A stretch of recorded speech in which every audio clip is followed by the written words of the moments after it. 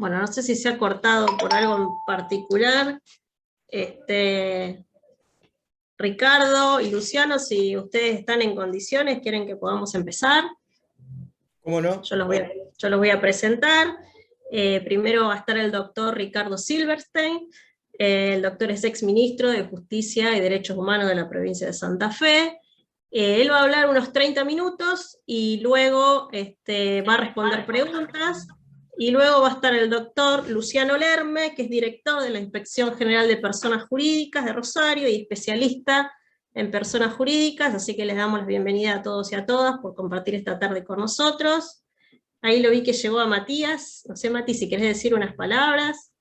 No, solamente agradecerle a Ricardo. Hola Ricardo, ¿cómo estás? Hola Luciano, Matías? hola Laura. ¿Cómo andás? ¿Cómo andan? Hola, Matías, ¿cómo estás? Muchas gracias desde la usina, solamente agradecerle que participen con nosotros de esta actividad que es tan importante. Solamente eso, agradecerle a ambos y una alegría verte, Ricardo, siempre tan predispuesto para todas las actividades, de verdad. No, un gusto acompañarlos. Gracias, Matías. Los dejamos con Ricardo, después las preguntas, si quieren, lo pueden hacer en el chat, que yo después las voy a ir leyendo, así que ahora lo dejamos a Ricardo para que empiece.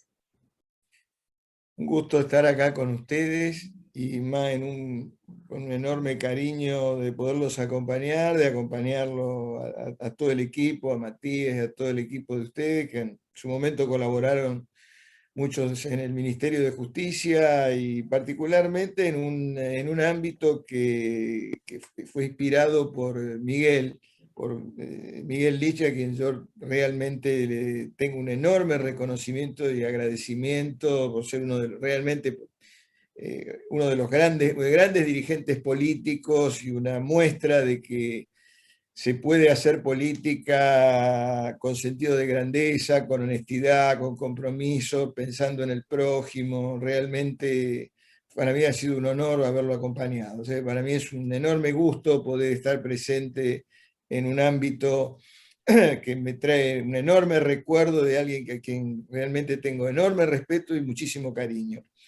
Lo felicito por el tema, porque justamente la problemática de las SRL, de las anónimas y de la sociedad por acciones simplificadas es un tema que tiene enorme importancia. Yo voy a abordar, yo siempre he considerado al ejercicio de la abogacía como un oficio, o sea, en general hay muy pocos que son artistas, o sea, que realmente son creativos. Y en todo oficio uno tiene que aprender a manejar los institutos, los instrumentos, o sea, de ese oficio.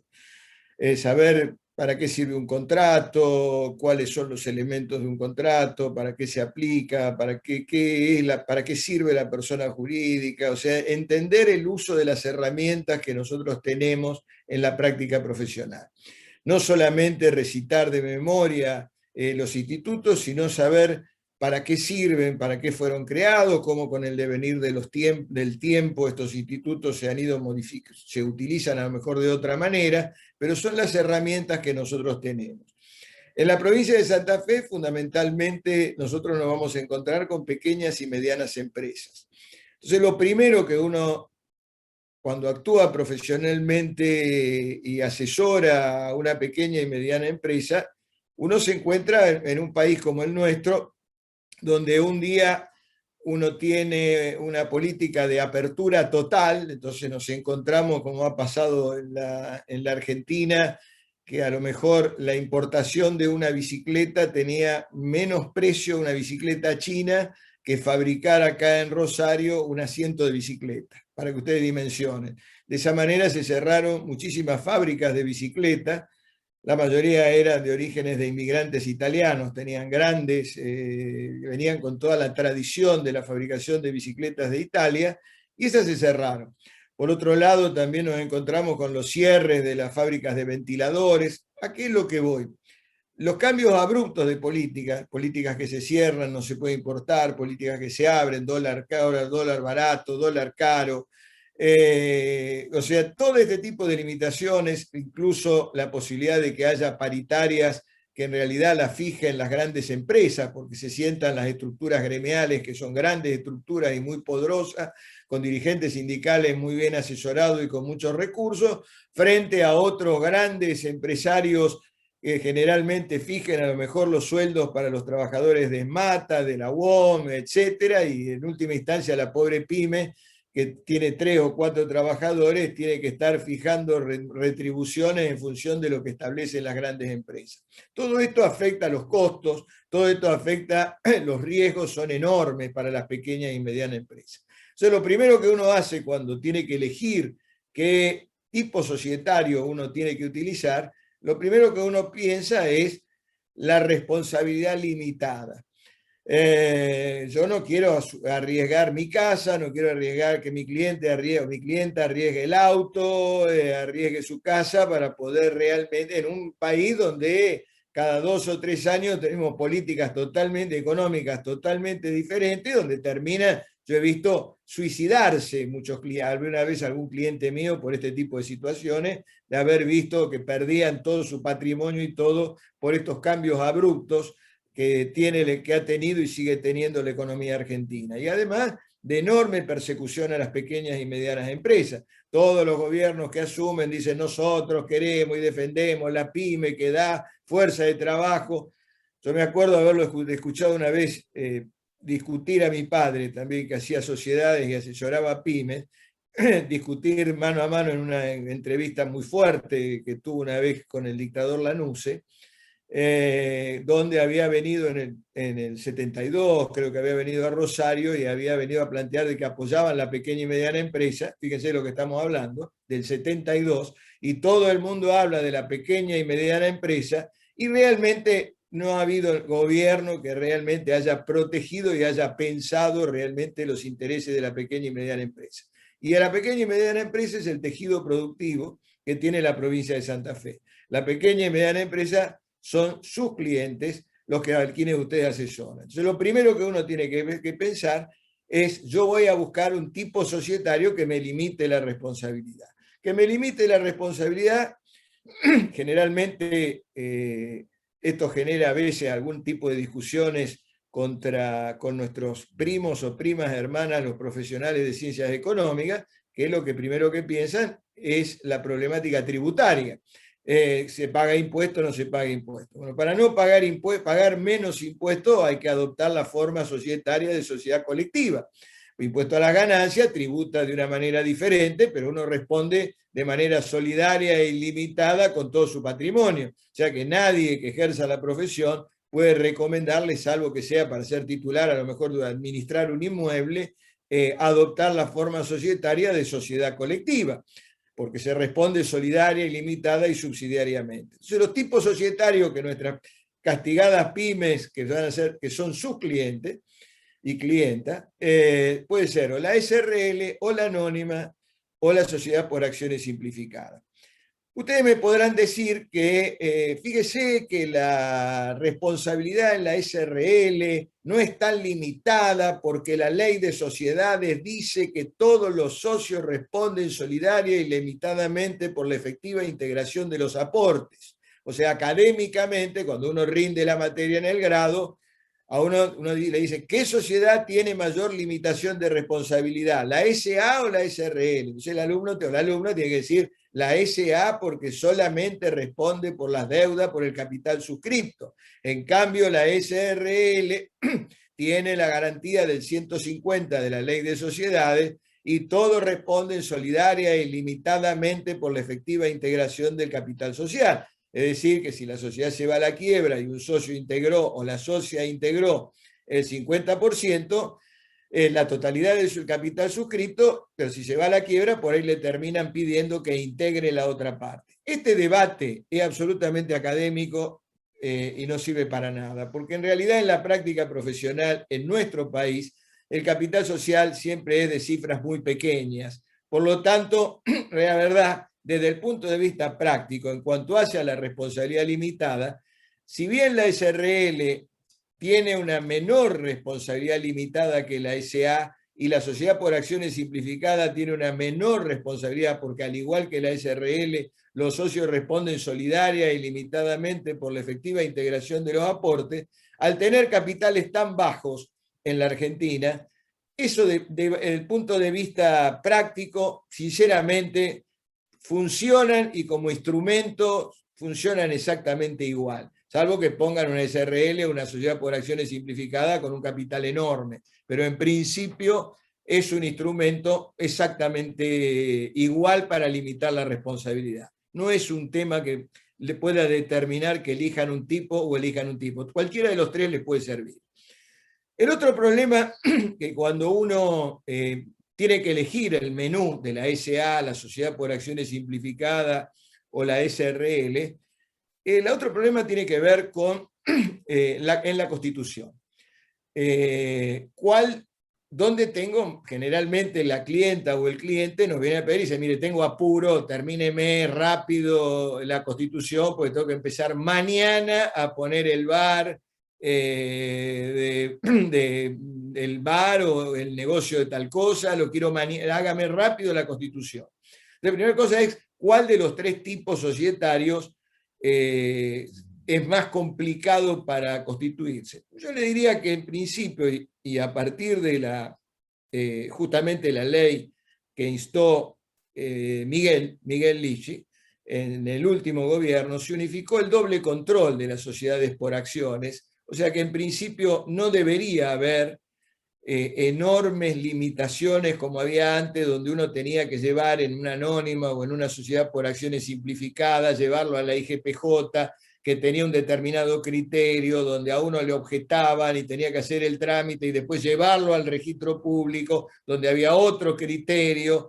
Además, como estaba antiguamente, antes de que en el gobierno del doctor Bonfatti se pusiera acá en Rosario firma, es decir, que el expediente no tuviera que ir a Santa Fe, antiguamente ustedes para constituir una sociedad anónima, si iniciaban el trámite en Rosario, entraba el trámite en Rosario, lo inspeccionaba un inspector o una inspectora, se objetaba ese trámite, iba luego a Santa Fe con una inspectora o inspector de Santa Fe que tenía otro criterio, volvía el expediente en un bolsín que tardaba como 15 o 20 días, ustedes volvían a adecuar el estatuto, volvía a Santa Fe, luego estaba el registro público que tenía otro criterio, y realmente constituir una anónima iniciada en Rosario tardaban como un año. Eso a partir del gobierno del doctor Bonfatti y mejorado totalmente con el gobierno del ingeniero Lichi, de Miguel, realmente se puso una firma en la Inspección de Personas Jurídicas en Rosario, el expediente no tiene que ir a Santa Fe para terminar, a su vez el doble control se unificó solamente a la inspección, o sea que en principio el registro público no debería objetar absolutamente nada. Desgraciadamente no se pudo continuar totalmente, a veces en el registro nos encontramos ahora con algunos trámites, pero hay en este momento, cabe decirlo, un proyecto del actual gobierno provincial, del secretario de Justicia, que quiere llevar todo de nuevo a la ciudad de Santa Fe. O sea, que quiere volver a los bolsines para llevar la cosa de vuelta a todo el mundo a la ciudad de Santa Fe, con los gestores y con todo lo que esto conlleva. O sea, volvemos prácticamente a constituir una sociedad anónima en 50 años. Si esto queda como está ahora, en principio el trámite de constitución, que ya lo va a desarrollar con mayor precisión el doctor Lerme, en principio no debería haber tanta diferencia entre constituir una sociedad por acciones simplificada, una sociedad anónima, una SRL. La SRL van al registro público, la sociedad por acciones simplificada van a la inspección acá en Rosario o van a Santa Fe, tienen el control y el registro se supone que lo tiene que inscribir relativamente rápido. O sea que ninguna de las tres presenta una enorme ventaja sobre las otras en función del tiempo, obviamente salvo que el proyecto de la Secretaría de Justicia llegara a prosperar y entonces, como dice mi nieta, estamos al horno. Volvemos realmente a 20 años para atrás y volvemos poco menos que a la época de Estanislao López.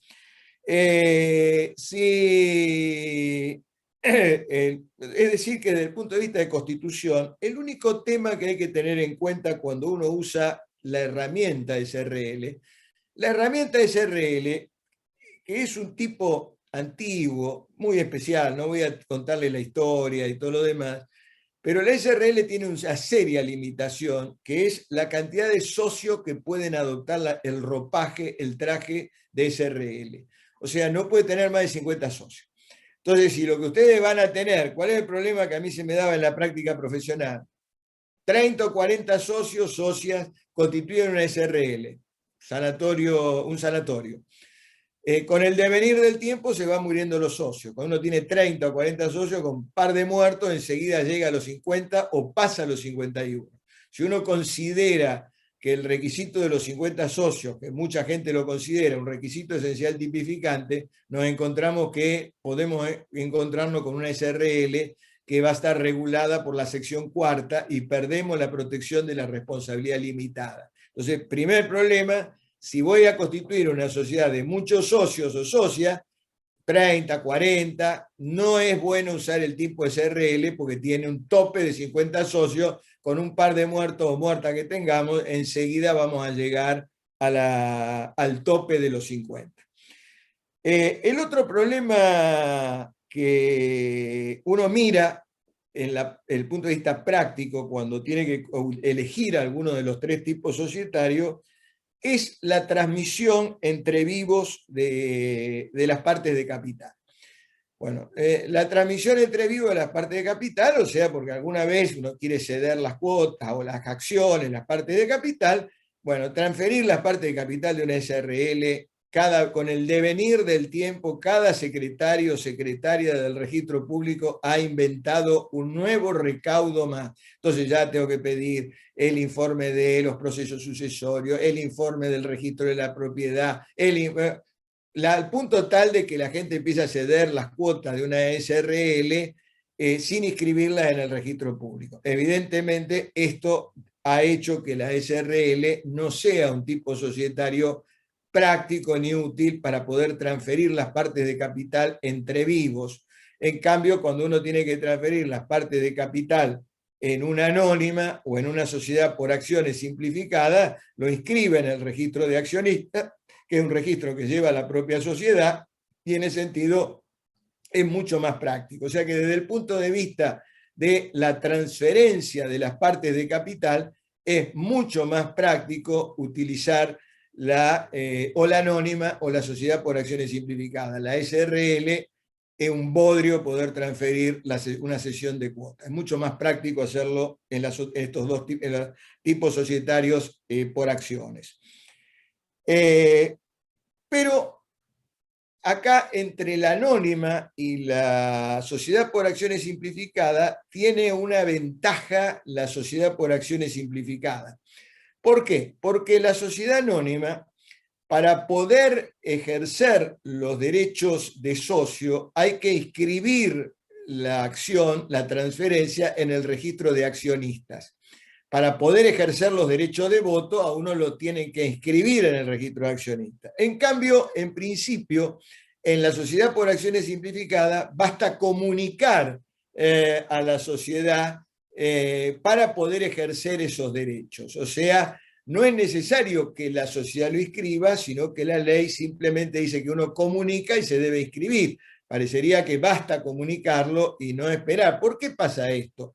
Porque más de una vez en algún conflicto societario uno se encuentra que cuando a uno no lo quieren dejar entrar en una sociedad, esto pasa a veces también en caso de transmisión por muerte, mortis causa, entonces la propia sociedad no inscribe la transferencia, y como a uno no se lo inscriben a la transferencia, los que siguen estando adentro de la sociedad van haciendo lo que se le da la gana. Yo les voy a contar una anécdota. Hace muchos años atrás, acá había una sociedad que generaba muchísimo dinero, era inmensamente, una sociedad que facturaba mensualmente fortuna. El socio era un señor, no voy a dar nombre ni nada por el estilo, una familia conocida de acá de Rosario, y tenía en el directorio, estaba él y estaba, como siempre, antiguamente, el padre tenía la inclinación por lo que yo llamo el síndrome del varoncito. Ahora se llama el patriarcado. Bueno, en ese momento yo le llamaba el síndrome del varoncito. Este señor tenía la esposa y tenía la hija mujer, que era obviamente muy inteligente la hija. Pero él tenía el síndrome del varoncito. El varoncito tenía algunas acciones adentro y estaba en el directorio. Se muere este señor Y este señor se busca un abogado muy afamado y muy inteligente, con buen manejo del derecho procesal, y no le inscribieron durante 1 o 2 años en el registro de accionistas de la sociedad, le ponían distintas trabas y distintas chicanas, el Poder Judicial, como hace siempre, vista, traslado, apelación y vista. Bueno, a los 2 años, al año y medio, cuando pudieron entrar, ya no quedaba nada de la sociedad y se le habían vaciado a la sociedad. Cuando llegó la hija mujer y cuando llegó la esposa, ya el varoncito se había tragado y se había llevado toda la plata y le dejó una sociedad totalmente vaciada. Esto con una sociedad por acciones simplificada no podría acontecer, porque no dice expresamente, como dice el 215, para poder ejercer los derechos de socio usted tiene que tener inscrito en el registro de accionistas, sino que dice basta notificarla. O sea que desde el punto de vista de las transferencias, si uno lo que no quiere hacer es picardía, desde el punto de vista de lo que corre, de lo más transparente, es más transparente el régimen de transmisión que tiene la sociedad por acciones simplificadas. Basta la comunicación para poder ejercer los derechos de socio. Otro tema es la transmisión mortis causa. La transmisión mortis causa, evidentemente acá hay todo un debate. ¿Cuál de los 3 tipos societarios es mejor? Evidentemente la SRL, hay que denunciar las cuotas de la SRL en el sucesorio, pedirle al juez o a la jueza que ordene la transferencia, etc. En cambio, en principio, y bueno, yo ahí tengo una vieja debate y diferencia con mi amigo y ex compañero de cátedra y titular, que es el profesor Cristiá, uno de los grandes profesores de sociedades que ha tenido la provincia de Santa Fe y la Facultad de Derecho. Cristiá sostiene, en un muy buen trabajo que tiene en el viejo Código Comentado de Comercio de Ruillón, él sostiene que para transferir las acciones nominativas no endosables o escriturales hay que denunciarlas en el sucesorio. Bueno, yo sostengo, tengo toda una teoría, que realmente si todos los herederos son mayores de edad, si no hay juicios y hay unanimidad, puede haber, después de la declaratoria, puede haber una partición. El principio general en materia de partición es la partición extrajudicial, tanto en el viejo Código Civil como en el nuevo, es decir, que uno podría eludir el sucesorio en la transmisión mortis causa, así que daría una ventaja en la transmisión mortis causa, sería más fácil y más sencillo transmitir acciones que transferir cuotas de una SRL. Pero además, en materia de cuotas de SRL, la transmisión mortis causa, el famoso artículo 155, es un bodrio, un artículo que ha sido afectado por una reforma horrible que se hizo en el año 1983 por la ley 22.903, donde arruinó la SRL. El tipo SRL tenía sus limitaciones y problemas, como lo tiene todo, pero en el 1983, sobre pretexto de que el problema que en Buenos Aires se usaba mucho la anónima y no la SRL, quisieron anonimizar la SRL y entonces tocaron el tipo societario armando un bodrio donde realmente la desnaturalizaron totalmente al tipo SRL, de manera tal de que el 155 dice: si usted tiene pactado limitaciones para transferir las cuotas, usted tendrá que seguir tal procedimiento. Entonces, a contrario sensu, lo leen a Nissen, que generalmente todo el mundo lo lee, y Nissen dice: bueno, pero si usted no, a contrario sensu, no pactó nada, usted tiene que de alguna manera, necesita el consentimiento, no tiene libertad de transmisión y se produce una resolución parcial del contrato. Afortunadamente, la mayoría de doctrina y jurisprudencia no le lleva el apunte a Nissen en este tema, pero él sostendría que la muerte de un socio en una SRL donde no hay pactado la continuidad con los herederos y no hay pactado la limitación en la transmisión, generaría una resolución parcial del contrato. Evidentemente no es así, porque el artículo 90 de la Ley de Sociedades expresamente establece cuáles son los casos donde la muerte del socio produce la resolución. Pero esto se produce porque tienen un mal artículo 155. O sea, problema desde el punto de vista de la transmisión mortis causa, es mucho más fácil pactar y manejarlo dentro de una anónima, una sociedad por acciones simplificada, que en una SRL. Tercer cosa que ustedes tienen que mirar para usar un tipo societario, otro tipo societario. Normalmente en la pyme, tercera o cuarta, que yo ya no sé qué es lo que, hasta dónde llegué, el otro problema de la pyme es que generalmente la gente no quiere que se le meta dentro de la pyme alguien, un tercero adentro. Entonces, la primera vez que hay un conflicto, la extorsión que generalmente hace el socio minoritario es: cuidado que se la voy a ceder a tu mayor enemigo, cuidado que se la voy a ceder a tu competidor o competidora, y por lo tanto entonces uno tiene que pagar lo que no vale para que este no se lo transfiera o esta no se lo transfiera a un tercero enemistado. Entonces uno siempre tiene que pactar limitaciones para transferir las partes de capital. Entonces ahí tiene que pactar el consentimiento, lo que se llama las cláusulas de tanteo, o sea, de adquisición preferente, etcétera, y todo lo demás. Pero si ustedes ven el 153 de la Ley de Sociedades, le dice que usted tiene que resolver todo adentro de un plazo de 30 días. Es decir, que usted tiene que resolver en 30 días, tiene que estar decidido si lo va a comprar un socio, si lo va a comprar la sociedad, si van a darle el consentimiento, si no le van a dar el consentimiento, la causa del consentimiento. Es imposible armar todo eso dentro de los 30 días. Normalmente se genera un problemón para usar las cláusulas de limitación.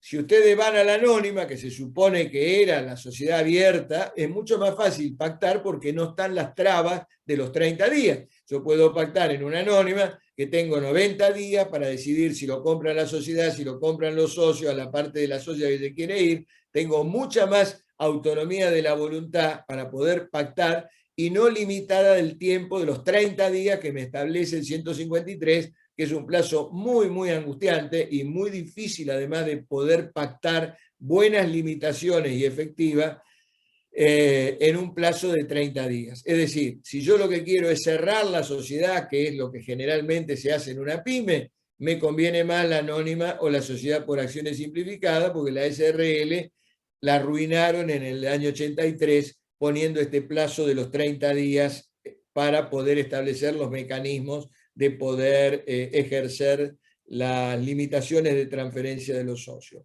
Otro problema que ustedes se pueden encontrar es la estructura orgánica. Y acá la SRL tiene una ventaja porque la SRL tiene una flexibilidad. Ustedes pueden armar una gerencia en una SRL colegiada, o sea, con quórum, mayoría, con firma conjunta, con firma indistinta. Tienen lo que se les ocurra lo pueden pactar en una SRL. La anónima tiene estructura mucho más complicada porque al que nombraron presidente o presidenta, o sea, tiene la firma, la representación y no se le admite limitación. Entonces, de alguna manera, de alguna forma, le están dando un enorme poder y no se puede pactar la firma conjunta, que generalmente es lo que uno quiere. Generalmente uno, cuando defiende a un cliente o trata de que la representación la tengan por lo menos dos, uno de cada parte, etc. Es mucho más fácil pactar la estructura en la SRL que en la anónima. El órgano de administración de la anónima, que es el directorio, es muy rígido, muy estricto. En esto es una ventaja para la SRL frente a la anónima. Pero la sociedad por acciones simplificada es mejor porque tiene las acciones de la anónima, la ventaja de la anónima, pero además también tiene la flexibilidad en la estructura orgánica de la SRL. Yo puedo tener un órgano de administración con firma conjunta, con firma indistinta, con plazo determinado, plazo indeterminado. Tengo una enorme posibilidad de autonomía de la voluntad en la sociedad por acciones simplificadas. Y en la estructura de asamblea, la anónima tiene una estructura pesadísima, o sea, donde hay que convocar con 10 días, publicándolo, contando a partir de los 10 días del último. Es un bodrio poder convocar una asamblea, salvo que sea unánime. Pero ustedes llegan a tener alguna socia, un socio que se les perdió, que no va a la asamblea, que no saben quién es, que se fue, que no hizo la sucesión, lo que sea, tienen que andar publicando edicto con el costo que esto tiene. Es un bodrio, un lío enorme. Entonces, de alguna manera, en esto, la SRL tiene una estructura orgánica mucho mejor, pero la sociedad por acciones simplificada tiene lo mismo que la SRL y la ventaja de la sociedad por acciones, que se pueden transferir las acciones libremente y de alguna manera le da mayores ventajas en lo que pueden pactar. administración conjunta, indistinta, colegiada, asamblea convocándola con notificación de manera fehaciente, con 5 días, con 10 días, como se les dé la gana, por consulta, por vía streaming, como se les ocurra, ustedes lo pueden llegar a pactar en la Sociedad por Acciones Simplificadas. Es decir, que en esto...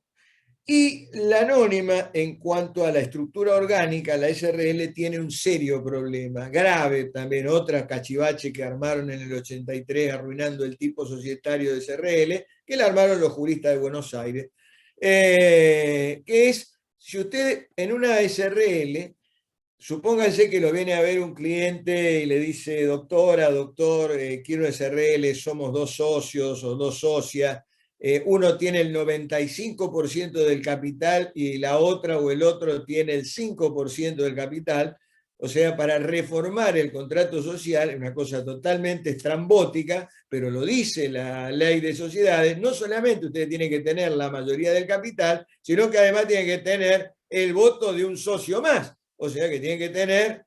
de alguna manera, cuando la constituyan a la SRL, tienen que ponerle la mayoría al cliente, pero además ponerle a alguien amigo que tenga un pedacito más, porque además de la mayoría de capital, tiene que tener la mayoría de un voto más. No me digan por qué, pero un voto más. Es decir, que la SRL, obviamente en el 83 la arruinaron, porque este régimen, esto no lo tienen ni en la anónima ni en la Sociedad por Acciones Simplificadas. O sea que la Sociedad por Acciones Simplificadas o la anónima tiene otra ventaja a su vez, que es no tener la limitación para reformar el capital social. Finalmente,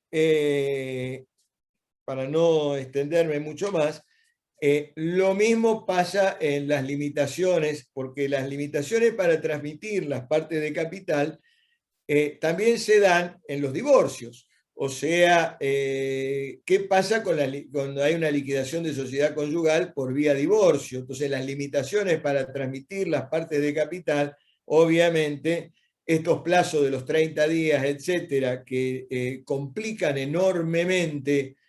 Usualmente el socio o la socia que tiene la administración reservada, es decir, que tiene las partes de capital a su nombre, necesariamente los socios o socias de esa persona no van a querer que el cónyuge o la cónyuge entre adentro de la sociedad. Entonces lo primero que le plantean es decir, mira, arregla este problema con tu cónyuge y no dejes que entre adentro de la sociedad. Entonces ahí entra toda la problemática de las limitaciones. En esto vuelve a ser mejor la anónima y la Sociedad por Acciones Simplificadas.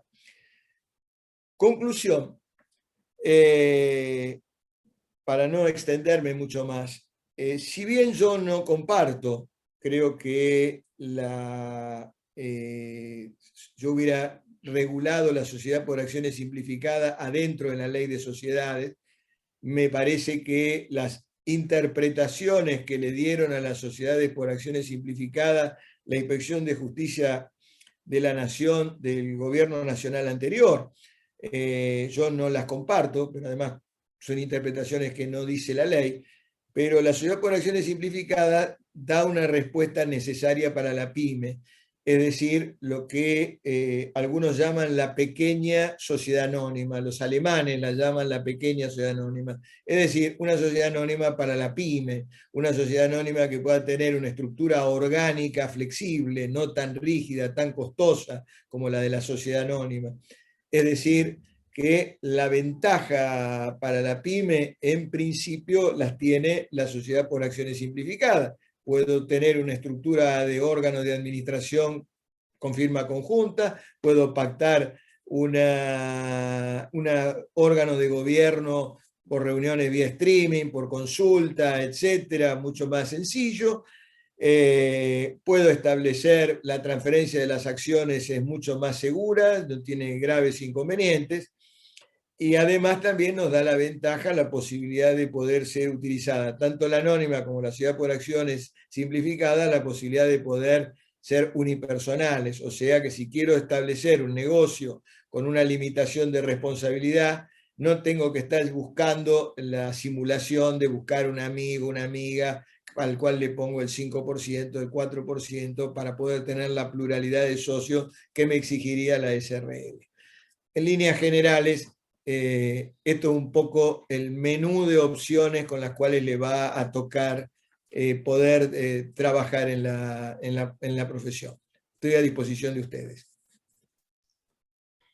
Bueno, muchas gracias, Ricardo, la verdad que muy práctico, muy didáctico también. Bueno, si quieren hacer preguntas, hay un espacio para realizarlas, se pueden desmutar, o también pueden hacerlas por chat y se las leemos, antes de que pasemos al doctor Luciano Lerme. No sé si alguien quiere.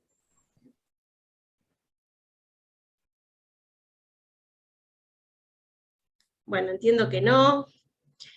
Después de Luciano también se van a poder hacer preguntas, así que, doctor Lerme, si usted quiere comenzar. Repito que el doctor Luciano Lerme es director de la Inspección General de Personas Jurídicas de la provincia de Santa Fe, Delegación Rosario, y especialista. Me están diciendo que no se pueden desmutar. A ver, denme un segundo. Si se quieren desmutar ahora pueden, o pueden levantar la mano también para tener un orden. Miranda Antela dice que tiene una consulta. A ver, Miranda, y después Lucio Primucci.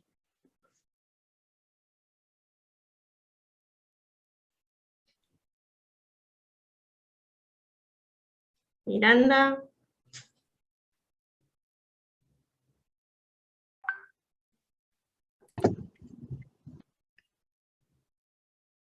Bueno, Lucio, si querés vos, mientras la esperamos a Miranda. Bueno, estaba respetando el orden Sí, del yo día. también, pero como no, después de última le damos de vuelta la palabra. Bueno, buenas tardes, bueno, muy claro. Yo quería preguntar por ahí una duda más académica. Soy joven y por ahí, perdón si es muy ingenua la pregunta, pero en la adquisición de la sociedad, en este caso la SRL, de sus propias acciones, ¿cómo es el mecanismo? ¿Cuáles son los requisitos? Lo poco que leí, había un debate que se podían comprar con reservas libres, si hay que sí o sí hacer una reducción de capital, si podemos evitar la reducción del capital, y en el caso de la SRL, la reforma del estatuto. ¿Cómo era un poco no sé si es el objeto de la charla, pero me llamó la atención el instituto, de la compra por la sociedad de sus propias acciones. Es buena la pregunta, Lucio, muy buena y aguda además tu pregunta.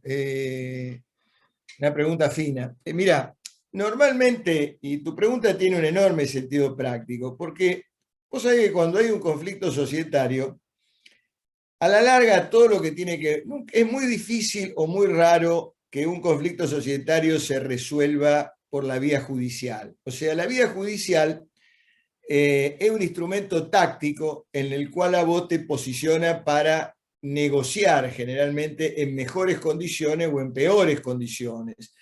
Pero a la larga el juicio es muy difícil que termine, al igual que los conflictos de familia. Vos podrás ganar un juicio, o sea, se podrá ganar, pero la relación humana a posteriori va a seguir existiendo entre esa pareja. Los hijos van a seguir estando, la convivencia va a seguir estando, o sea, y en materia societaria vos le podrás remover a alguien de la administración, le podés meter una intervención societaria, podrás ganar una acción de responsabilidad, pero a la larga el socio minoritario o el mayoritario van a seguir siendo el mayoritario, como decía esa canción de Serrat, vuelve el rico a su pobreza y el pobre a su pobreza y el rico a su riqueza, o sea, la famosa canción Fiesta, ¿no? Entonces, en materia societaria es igual, el conflicto en última instancia lo terminás solucionando, o uno compra, o el otro vende, o los dos se la venden o se la terminan vendiendo a un tercero. O la disolvés o la separás por vía de una escisión. Esto daría motivo de otra charla de cuáles son los instrumentos prácticos para poder resolver un conflicto. Alguna vez yo di una clase sobre estrategia militar y conflicto societario, donde analizaba la problemática, pero el conflicto judicial es táctico. Pero a la larga, ¿cuál es el problema que vos te encontrás? Y es muy usual en la pyme. Que el conflicto se termina, bueno, te compro, te vendo, más caro, más barato, según cómo te posicionaste tácticamente, pero de la nada tampoco sale nada. Si todos los socios o socias de la sociedad no tienen un peso, no tienen la plata para comprarla, siempre te va a encontrar que todo o parte sale de la sociedad. Entonces es uno de los temas más delicados que tenés cuando tenés que resolver un conflicto societario, que generalmente quienes lo tratan de hacer cometen un enorme error porque ponen entre fulanito y menganita le compran a sultanita las cuotas o las acciones y le pagan, y terminan poniendo que le pagan con bienes de la sociedad, que es una persona jurídica distinta. O sea, el contrato que terminan haciendo es un cachivache, porque, o sea, le pagan con bienes de un tercero, o sea, entonces realmente es uno de los temas, cuando uno en el punto de vista académico joroba y dice, pregunta y dice, dígame qué es una persona jurídica, y uno dice, persona jurídica, el ente que adquiere derechos, contrae obligaciones, tiene un patrimonio, pero generalmente las alumnas y los alumnos no internalizan que es una persona jurídica en la práctica. Entonces el problema realmente que te encontrás es que justamente esto, generalmente, a veces todo o parte de la plata sale de la sociedad. Entonces, ¿cómo sacás los bienes de la sociedad? ¿Cómo sacás la plata de la sociedad? Que la tenés que sacar, porque es la única manera de terminar ese conflicto. Tenés que encontrarle una vuelta jurídica para poderlo sacar. Y entonces ahí viene la parte de SRL. En esto tiene una ventaja, y tu pregunta es fina. En materia de SRL, 153 y los que siguen, cuando regula, dice la sociedad, el derecho de preferencia lo podrá ejercer, podrán comprar la parte los socios o la sociedad con reservas libres, utilidades líquidas y realizadas o reducción de capital. Que no lo dice la sociedad anónima. En materia de sociedad anónima está el artículo 220 de la Ley de Sociedades, que es parecido, pero no es igual, porque en el 220 de la Ley de Sociedades, salvo el caso de reducción de capital, dice que la sociedad anónima la puede comprar, pero tiene que haber motivos graves que justifiquen y todo lo demás. Es decir, que ahí tenés una ventaja en materia de SRL, porque en una SRL vos podés comprar, sacar dinero o bienes de la sociedad para arreglar el conflicto societario, porque no tenés que justificar un motivo grave de por qué vos la sociedad es la que compra. O lo hacés reducción de capital y sacás los bienes por reducción de capital, que ahí también eso de alguna manera merecería un análisis de tipo contable, o acordate siempre que vos tenés ahora balances ajustados, o sea que hay que ver qué impacta, si sacaste bienes, qué bien, cómo impacta en el capital social el retiro de un bien con su respectivo ajuste de capital, pero bueno, sería para otra charla. Pero en una SRL es más fácil sacar los bienes que en una SA. En una SA tenés que te pide el 220, te pide justificar motivos graves. Mi viejo maestro Farina decía que cuando le tocaban este tema, Juan sostenía que el arreglar un conflicto societario era un motivo grave. O sea que era una justificación suficiente para que la sociedad pudiera comprar sus propias acciones. Pero es correcto tu pregunta, es más fácil sacar plata de hacérsela comprar a la sociedad en una SRL que en una anónima. En la anónima tenés el 220, en la SRL el 153 y siguiente te permiten o lo sacás por vía de reducción de capital o con reserva libre, utilidad líquida realizada. La otra alternativa que tenés desde el punto de vista práctico es lo sacás, como le gusta decirle a nuestras primas hermanas o primos hermanos los contadores, lo sacás por vía de la cuenta particular. O sea, en última instancia lo dejás a los socios que quedan deudores, como si lo hubieran comprado a la sociedad el bien que van a dar en pago y lo terminan dándolo en pago a ellos y ellas quedan como deudores de la propia sociedad. Sería otro mecanismo de sacar bienes de la sociedad para poderlo dar en pago para arreglar un conflicto de este tipo. No sé si con esto más o menos te aclaré un poco la cosa. Muchas gracias, Ricardo. No, Luca, un gusto. Bien, tenemos dos preguntas más, Ricardo. Sebastián pregunta cuál es la recomendada para una empresa familiar. Mira, Sebastián,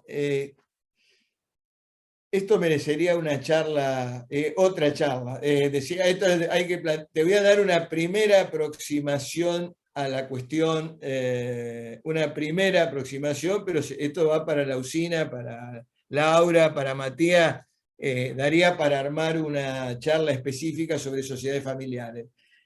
Mirá, primero que hay una realidad. La doctrina no se ha puesto de acuerdo que es una sociedad familiar. Vamos a empezar por ahí. Algunos sostienen que toda sociedad cerrada es una sociedad familiar, al punto tal, por ejemplo, Verón tiene un montón de libros, es un autor que escribe por kilo. Verón tiene un montón de libros donde dice sociedades de familia. Para él, sociedad anónima de familia es sociedad cerrada. Otros sostienen que sociedad anónima de familia es la que hay familiares. Bueno, pero, o sea, normalmente toda sociedad, por una cuestión biológica que todos nos toca morir, ¿no? Desgraciadamente, como dice este otro poeta Sabina, ¿no? Que uno tiene la mala costumbre de morirse, la gente tiene la mala costumbre de morirse. Entonces te encontrás con el siguiente problema, que a la gente cuando se muere, toda sociedad deviene de familia, porque entra el cónyuge, la cónyuge, los hijos, las hijas, o sea, toda sociedad, tarde o temprano de nuestras pymes, devienen en sociedades de familia. Evidentemente, a pesar de todos los cuentos que se hicieron en un momento sobre las bondades de la sociedad de familia, superponer las cuestiones afectivas a las cuestiones empresariales, en general, la estadística está a mi favor. La mayoría de las sociedades no pasan de una generación a la otra y ya a la tercera generación no llega casi ninguna. O sea, las sociedades de familia normalmente vuelan en pedazos. O sea, porque la superposición, por muchas razones, quedaría parte de un curso. Entonces, la problemática de las sociedades de familia en general ha sido un negocio académico para algunos, o sea que escriben libros de protocolo de familia, donde psicólogas y psicólogos escriben un montón de cosas, de esta problemática, de los protocolos habidos y por haber. Yo no digo de que eso sirva o no sirva, pero para los que ejercemos la profesión, los que somos personas que el banco de prueba de un contrato está dado en el juicio. Cuando no hay conflicto, podría no haber ningún tipo de contrato escrito. Realmente el banco de prueba donde se ve la pluma del abogado que lo redactó, es cuando hay un conflicto. Entonces, los protocolos de familia, o sea, realmente, en la medida que haya buena fe, etcétera, y que analizado y escrito por psicólogos y todo, pero es importantísimo que el protocolo o el acuerdo tenga validez. Esto implica un curso, donde uno tiene que utilizar un montón de instrumentos que van desde los pactos parasociales, los fideicomisos de administración de las acciones, el nuevo concepto de causa-fin que tiene el 281 del nuevo Código Civil, que ha modificado totalmente el concepto de causa-fin objetiva y permite la causa-fin subjetiva. Fíjense que hay cláusulas que antiguamente uno no podía pactar. Por ejemplo, no se puede ceder las acciones si el padre o la madre no prestan el acuerdo, por ejemplo. Eso en una anónima antiguamente era una cláusula absolutamente imposible de pactar. Hoy con el 281 puede llegar a armarse de alguna manera. Después tienen toda una serie de cláusulas que se llaman cláusulas de arrastre, o sea, llaman drag along, tag along, o sea, cláusulas en las cuales uno vende y obliga a vender, o uno si quiere vender, vende también al mismo precio. Bueno, hay toda una serie de instrumentos que hoy a la luz del nuevo Código Civil podrían llegar a ser pactables. Es toda una especialidad poder armar estructuras que se sirvan en los conflictos que se producen cuando lo que se llama el paso de una generación a otra generación. Hay muy pocas empresas que sobreviven a eso. Es realmente una especialidad, o sea, normalmente, sobre todo para la cultura de nuestro país, o sea, donde nosotros tenemos muy internalizado que queremos que nuestros hijos, nuestras hijas, sean las que continúan la empresa. Y a lo mejor nuestros hijos y nuestras hijas no tienen las ganas, las condiciones para poder gerenciar una empresa. Entonces, ahí tiene que ver un problema de o cuál de los hijos o las hijas de la segunda generación está en mejores condiciones para poderlas gerenciar. Cómo arreglar eso, cómo pactarlo a eso y cómo eso tenga validez. Porque en la medida que todos lo admitan, no hay problema. El problema es que normalmente la gente no lo admite. Entonces, los protocolos de familia, normalmente cuando uno los quiere hacer valer, presentan enormes dificultades. El tema en el derecho comparado, acá estaba viendo que hablaban del derecho de familia, la problemática en cada país, la problemática de las empresas de familia tiene distintas circunstancias. En Italia, por ejemplo, que fueron los primeros, los italianos fueron los primeros que regularon en el código la sociedad de familia, tenía que ver con una problemática que era el patriarcado. No sé si alguno de ustedes quiere ver, les recomiendo que vean la película Novecento, donde se ve la Italia agrícola con la visión patriarcal extrema, o sea, estamos hablando de una Italia de 1948, después de la Segunda Guerra Mundial, donde había estructuras en el agro, donde el padre explotaba a los hijos, a las hijas, a la mujer, a todo el mundo, y no les pagaba y no tenían derechos laborales, y trabajaban un montón y no tenían ni derecho societario en esa empresa de familia. Entonces, en realidad, la sociedad de familia en el Código italiano nace para ponerle límite al patriarcado de la posguerra, que sigue después de la posguerra, la explotación del padre sobre la esposa o sobre los hijos es lo que permitió incorporar la sociedad de familia. De prepo se los consideraba socios de la sociedad. En el derecho español tenía que ver con un problema de radicación. Se le daba en determinado momento, cuando empieza la problemática de la Unión Europea, con ventajas de deslocalizaciones de empresas, sobre todo en Cataluña, y también en parte en el País Vasco, pero más en Cataluña, donde había mucha pequeña y mediana empresa, se planteaba la problemática de la deslocalización. Entonces hubo toda una regulación para que las pequeñas y medianas empresas españolas, que era claro que para las pequeñas y medianas españolas o italianas son grandes para nosotros, tuvieran un régimen de regulaciones específicas con ventajas tributarias. O sea, la problemática de la sociedad de familia en Europa siempre tuvo que ver con políticas de protección a las pequeñas y medianas empresas, cosa que en la Argentina no ha habido nunca. O sea que no es solamente un problema societario, sino también sería, para mi gusto, un problema de política económica, donde en la Argentina no existió nunca.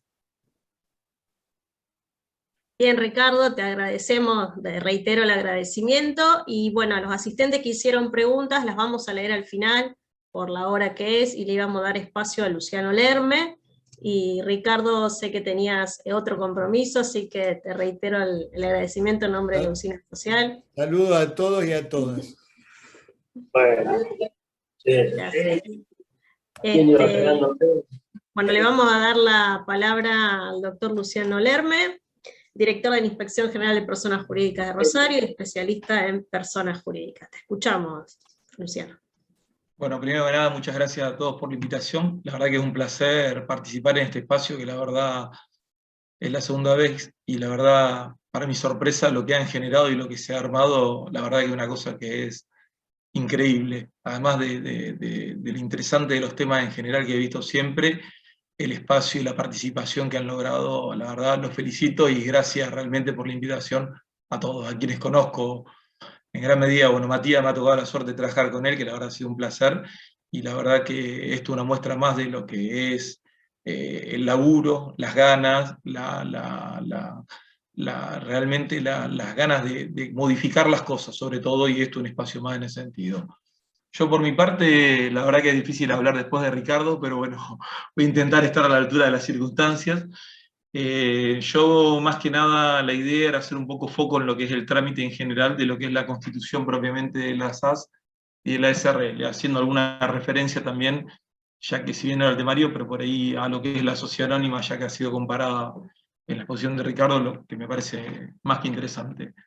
Primer punto a tener en cuenta, bueno, es en cuanto a la constitución de la SAS, La SAS, en cuanto al instrumento, establece que puede ser por instrumento público o privado, lo establece el artículo 35 de la Ley de Capital Emprendedor.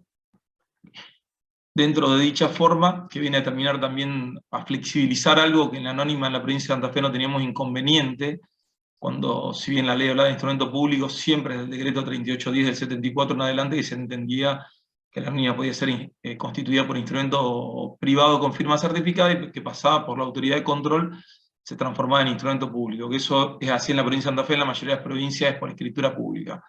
La SAS no tiene esa problemática, ya de por sí la ley lo aclara, habla tanto de instrumento público como instrumento privado. Tengan en cuenta que cuando lo hacen por instrumento público-privado, en todos los casos la firma tiene que ser certificada. Acá también flexibiliza la certificación de la firma, que puede ser por autoridad judicial, en forma notarial, bancaria habla, que la verdad que es una novedad, porque la verdad que no sé si es una certificación, pero bueno, la ley lo establece, que un empleado de un banco pueda tomar la firma para la constitución de una SAS. Y lo otro que también establece es la posibilidad de hacerlo con firma digital, que después más adelante me va a detener un poquito, y también vi que había una pregunta relacionada con la constitución de la SAS en esa forma. Y bueno, como les decía, en cuanto a, tengan en cuenta cuando lo hacen por escritura pública, que obviamente no es un requisito, que por el principio de la forma, quien hace un acto por escritura pública, después la reforma debe ser la misma forma, me explico, por el principio de la forma, con lo cual tengan presente esa situación. En cuanto a la SRL, bueno, obviamente también es con instrumento privado, con firma certificada. Acá la gran diferencia que a los fines prácticos, al constituirse la SRL vía registro público, ahí también tiene la posibilidad de que la certificación de la firma sea en el mismo registro. Más allá que la SAS habla de autoridad judicial, en este caso, al no iniciarse en el registro, cuando la autoridad judicial está hablando de la oficina que es de certificaciones, ¿me explico? O juez de paz o quien fuera el certificante, pero no el registro, o no es un trámite que arranque ante el registro. Y la autoridad de control no es certificante, con lo cual, o sea, en el caso de la SAS particularmente, puede ser por autoridad judicial, pero no en el registro público ex de comercio. Bueno, en cuanto a la SAS, como le dije, puede ser constituida por firma digital. Es importante que distingan lo que es firma digital de firma electrónica, que es lo que ha dado lugar a la resolución actual del actual inspector de personas jurídicas, de todo lo que era firma electrónica, de alguna manera dejó sin efecto y obliga a hacer una ratificación de todas esas firmas, porque la firma digital, que es la del 288 del Código Civil, en principio es una firma que no tiene repudio. Más adelante me voy a detener, pero quiero que marquen la diferencia en lo que es la firma digital, que es la del 288 del Código Civil, que una firma no tiene repudio, y la firma electrónica, que es la que a veces están determinadas plataformas de GD, que ahora se menciona en la suspensión de las resoluciones y todo. Que cuando habla de constitución por medios electrónicos, en las gestiones anteriores se constituyeron SAS con la misma firma que a veces tienen lo que es el nivel de clave 3 de la FIP, que sería una firma electrónica, ¿me explico? Y no firma digital. Bien. La constitución o el acto constitutivo, es importante que tengan presente que es un acto único. Esto lo menciono porque muchas veces pasa, a veces y sobre todo ahora en la pandemia, que por ahí una persona firma la constitución en una determinada fecha, certificada por el escribano o por quien fuera, y a veces después firmada por otro de los socios en una determinada fecha. Eso no es válido, porque el acto de la constitución de la sociedad es un acto único y es concomitante, me explico, un acto constituyendo fundacional, con lo cual lo que es la constitución tiene que ser en un mismo momento. Les digo porque en la pandemia más de una vez han intentado gente, a veces de distintas provincias, por no poder moverse, certificarla en distintos momentos y no es admitido porque de alguna manera el acto es único. Lo que es el acto constitutivo o acto fundacional es importante que lo distingan de lo que es el estatuto, que es lo que de alguna manera, a partir de la elección de los socios, accionistas, quienes fueran que resuelven constituir, que ese es el acto fundacional, luego emiten las reglas lo que sería el estatuto propiamente, que es distinto del acto constitutivo, ¿no es cierto? Es decir, el acto constitutivo es la decisión de constituir a personas jurídicas, es decir, se reúnen los accionistas, los socios, los SRL, quienes fuera, y si decidimos constituir esta sociedad, ya se va a llamar así, bla, bla, bla. Arreglón seguido, emiten las reglas o las normas por la cual se va a regir la vida de esta entidad, ¿no es cierto? Esto está copiado del derecho público, es Ustedes lo ven en la Constitución Nacional, ¿no es cierto? Cuando se constituye un país, se reúne la persona y dicen, resolvemos constituir la provincia, este país, después lo que emiten en la Constitución, que son las reglas a las cuales se someten, que es muy parecido, y todo el derecho privado lo ha copiado en gran medida, todo esto de lo que es el derecho público. O sea, el estatuto son las reglas de funcionamiento que regulan la organización de la entidad. ¿Me explico? Y esto es muy importante, porque también muchas veces hay cosas que son estatutarias y hay cosas que no son estatutarias, y eso también de alguna manera impacta en determinadas reformas, que a veces es necesario hacer una reforma por la asamblea o el órgano de gobierno, y hay veces que no. Por ejemplo, en lo que es en el acto constituyente, la sede social puede ser que no sea estatutaria. En las SAS, como hablaba recién Ricardo, a diferencia de la SRL, la parte del capital, el capital es estatutario, la participación que cada accionista detenta no. Por eso cuando se transfiere en la SA o en la anónima las participaciones sociales, no implica reforma de estatuto. Ustedes en la SA o en la SA, a diferencia del SRL, no ven que en el capital esté nominativizada las personas. Me explico por qué, porque no es parte integrante del estatuto. Sí el capital social, pero no la participación que detentan los accionistas, que era un poco lo que Ricardo recién les contaba en cuanto a la posibilidad y la facilidad de la transmisión de esa cuota, ya sea vía hereditaria, vía convencional, o como fuere, ¿no es cierto?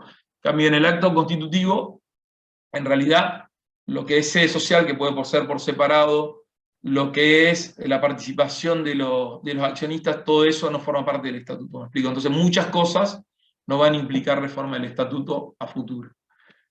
¿Quiénes pueden constituir una SAS? El artículo 34 de la Ley de Capitales de Emprendedores establece que puede ser constituida por una o varias personas que a su vez pueden ser humanas o jurídicas.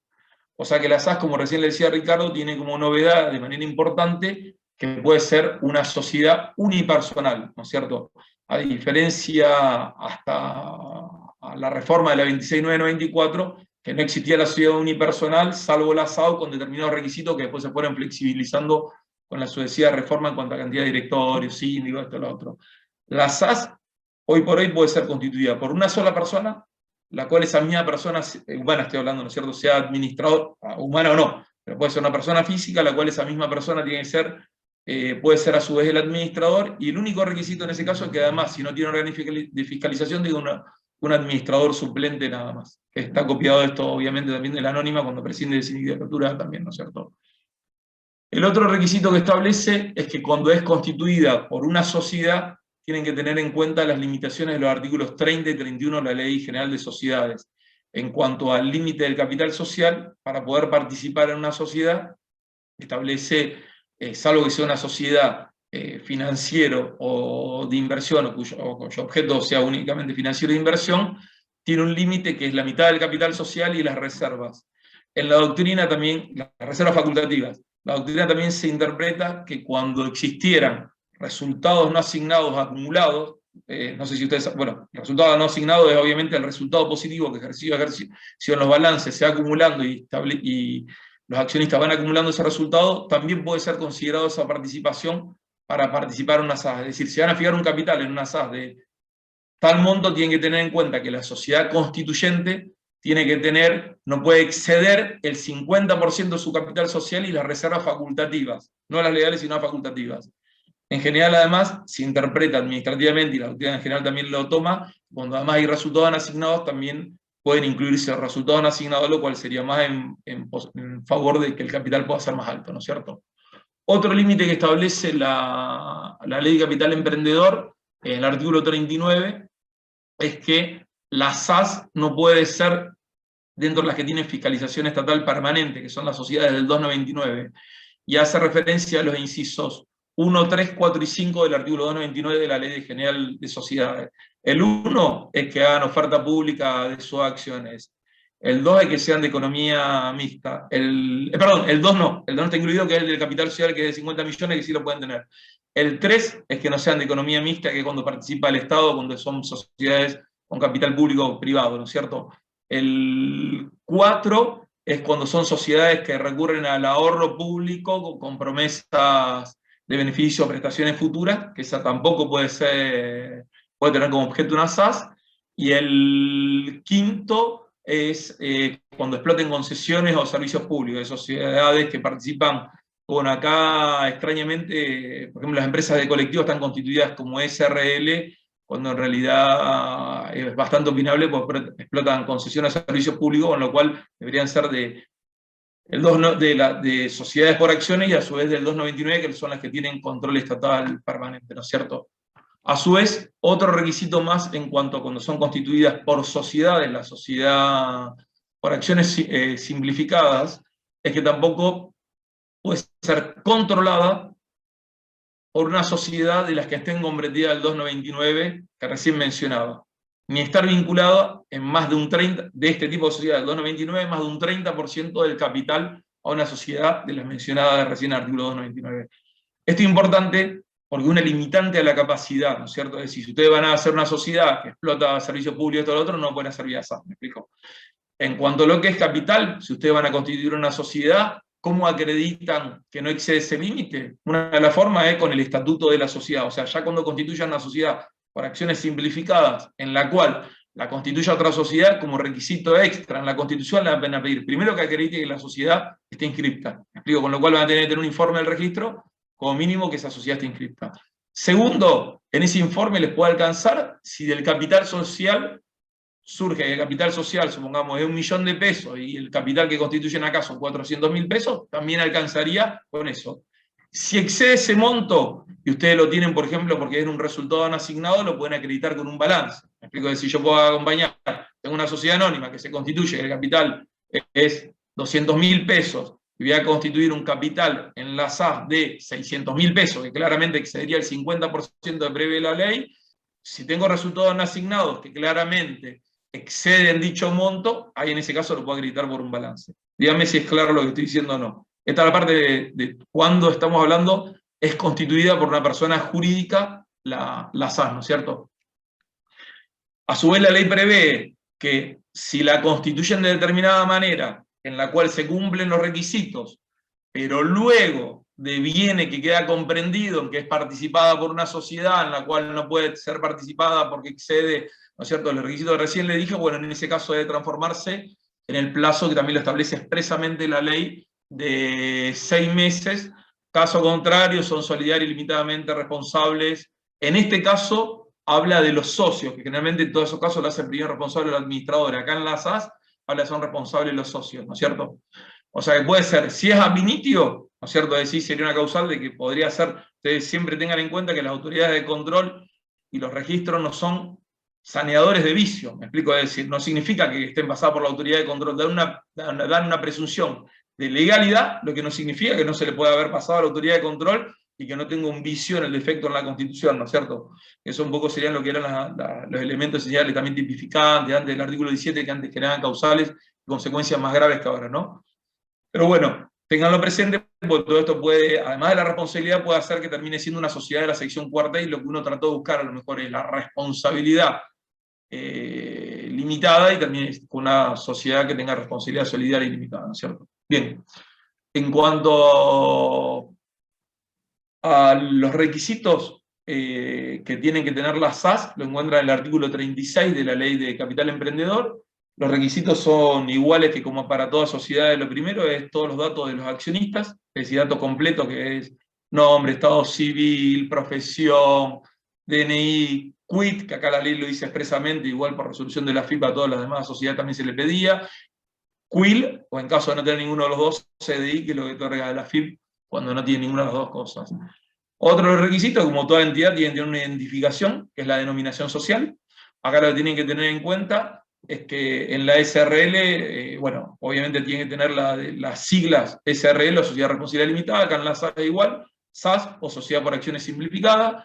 Además de eso, si omiten poner, y al registro o a la autoridad de control se le pasase, o si omiten también la utilización del tipo social, como en casi todos los tipos sociales, ahí también lo que hace es responsable los administradores en forma solidaria y limitada por la omisión de la utilización del tipo social elegido, ¿no es cierto? Bien, en cuanto al nombre, como recomendación práctica, lo que les digo es, tengan presente cuando van a utilizar, cuando van a constituir o van a asesorar para constituir una sociedad, ya sea una SAS como una SRL, de primero ver si el nombre no está inscripto. Acá en la provincia de Santa Fe y en los registros el chiste lo llama la reserva de nombre, ¿no es cierto? Con lo cual es importante que lo consulten al menos bastante concomitantemente al momento de constituirlo, si ese nombre no está registrado, cuando sea una sociedad, que además va a la inspección de personas jurídicas, también consulten inspección, porque pueden consultar en el registro público de Rosario, a lo mejor encontrarse una sociedad inscripta en Rafaela Reconquista y no surja en el registro público, y si esté constituida y si esté registrada en otro registro, ¿no es cierto?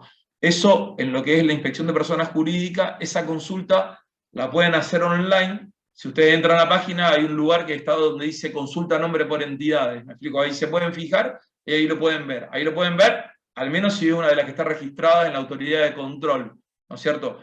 Fíjense igual que no sea parecido el nombre, no es solamente como el decreto 3810, creo que el artículo 18, si mal no me acuerdo, habla de homonimia. No es solamente homonimia, sino también, ahora tengo un artículo expreso del Código Civil, que es el 151, si mal no me acuerdo, que establece también además, en cuanto a lo que es la denominación, que tiene que ser novedoso, y una serie de características que justamente lo que el código quiere es que sea identificativo, ¿no es cierto? Es decir, y que sea que uno realmente distinga una sociedad de otra. Por eso es muy común a veces que son observadas sociedades que se llaman JGL, porque a veces pasa que la confusión es prácticamente, además de lo novedoso y todo lo establece el 151 que se aplica, ahora después voy a ir a qué partes de la ley de sociedad entiende la doctrina que se aplica en lo que es la ley de capital emprendedor y qué partes no, pero bueno, en lo que es, muchas veces las siglas no reúnen la aptitud distintiva que establece el código, que vino a dar un poco a recoger lo que venía estableciendo ya doctrina y jurisprudencia en cuanto a los requisitos y la característica que tiene que tener el nombre de una entidad, ¿no es cierto?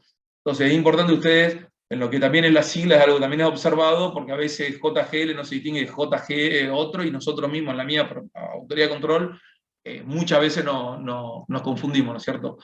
También si van a utilizar el nombre de una persona física, requieren la conformidad de esta persona física, si fuere fallecido, bueno, de los herederos, eso lo establece el código.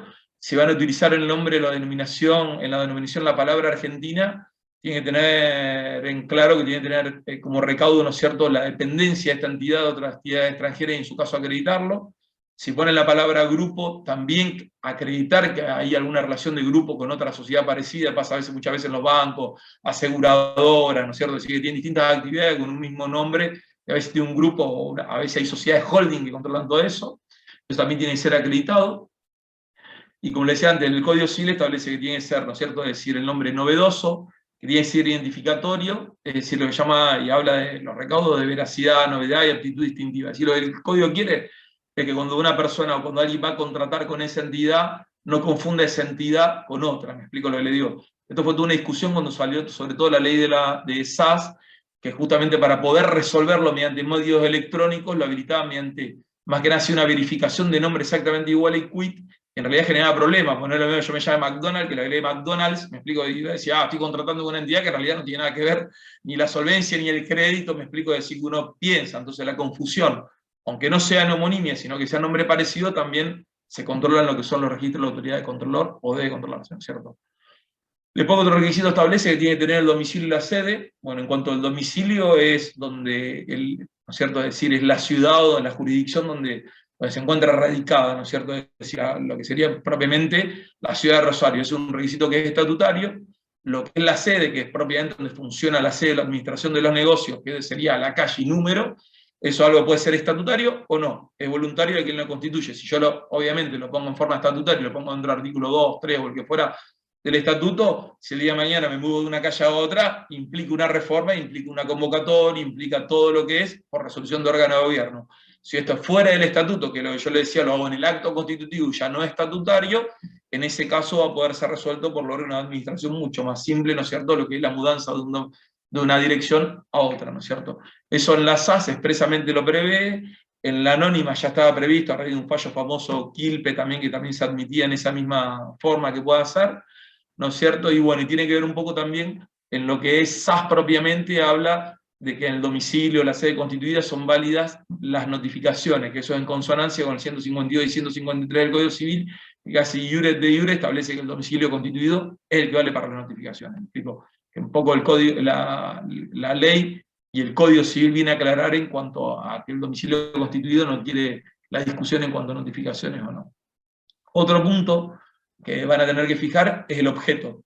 En cuanto al objeto, bueno, acá en la provincia de Santa Fe en general siempre se aceptó lo que es el objeto múltiple, a diferencia de otras jurisdicciones, en donde se aceptaba, en donde se decía que el objeto tenía que ser único, inclusive llegando a decir que por ahí tenía que tener actividades conexas, esto, lo otro, que hoy esta discusión está en el IGJ, en la Ciudad Autónoma de Buenos Aires. En cuanto a lo que era la anónima, como les digo, en Santa Fe siempre aceptó el objeto múltiple, la ley no lo limita, no dice objeto único, la Ley General de Sociedades, la Ley de Capital Emprendedor expresamente lo viene a decir, dice podrá ser el objeto plural, y sí establece que deben enunciarse en forma clara y precisa. Habla de actividades, que en realidad no es lo mismo objeto que actividad, porque actividad es lo que yo hago para desarrollar ese objeto, ¿no es cierto? Es decir, obviamente, yo puedo tener un objeto que sea construcción y desarrollo determinadas actividades para construir, ¿me explico? Pero bueno, confunde un poco actividades, que eso a veces se ve más claro en lo que son las acciones civiles. Bueno, habla de actividades, la Ley de Capital Emprendedor, y dice que deben ser determinarse en forma clara y precisa, igual que en lo que es en la parte de sociedades por acciones, lo que es el objeto, ¿no es cierto? Y que pueden guardar conexidad entre ellos, dice expresamente la Ley de Capital Emprendedor. Esto es importante, que el objeto sea preciso y determinado, por el objeto, primero, que es un poco la limitante a los administradores en base a los accionistas cuando hacen una inversión, ¿no es cierto? Es decir, para mí no es lo mismo invertir en un bar, ¿no es cierto?, que el día de mañana los administradores decían que van a poner, no sé, cualquier otra actividad, un hotel. ¿Me explico lo que digo? Es decir, cuando puse plata y puse el capital, lo puse destinado a un determinado objeto.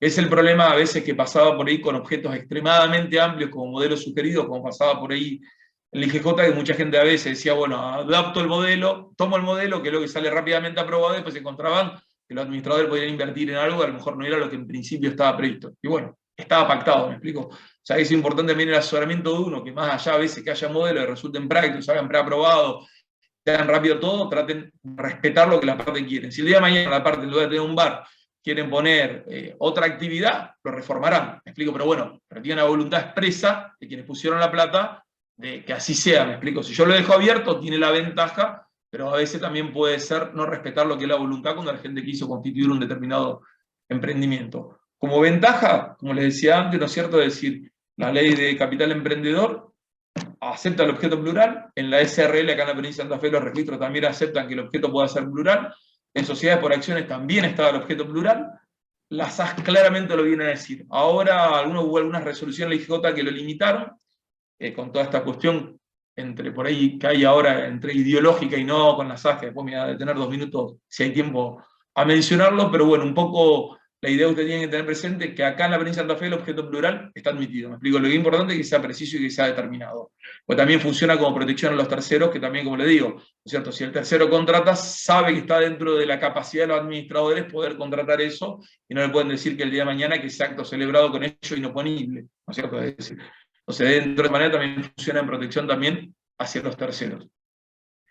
Ustedes podrán ver en algunos casos que muchas veces hablan de objeto accesorio o sirviente del principal. Eso tuvo que ver con un planteo que había en el IGJ cuando no aceptaban más que el objeto único, que pasaba que una empresa de electrodomésticos pasó puntualmente que hicieron el planteo, decía nosotros tenemos camiones, entonces claro, los camiones eran para transporte de mercadería propia, pero por ello mandaban electrodomésticos de la Ciudad Autónoma de Buenos Aires a Mar del Plata, esos camiones volvían vacíos y cuando no era por actividad propia de ellos, tenían que tener el objeto que era transportista. Entonces le dijeron, mire, nosotros perdemos plata porque pues, tenemos una actividad que es vender electrodomésticos, los camiones son para vender electrodomésticos, no tienen ese transporte, pero si no lo hago además transporte, cuando los camiones a veces vuelven de lo que yo mandé, perdemos plata. Y ahí ya se empezaron a aceptar lo que en una resolución el objeto, lo que es la actividad accesoria del objeto.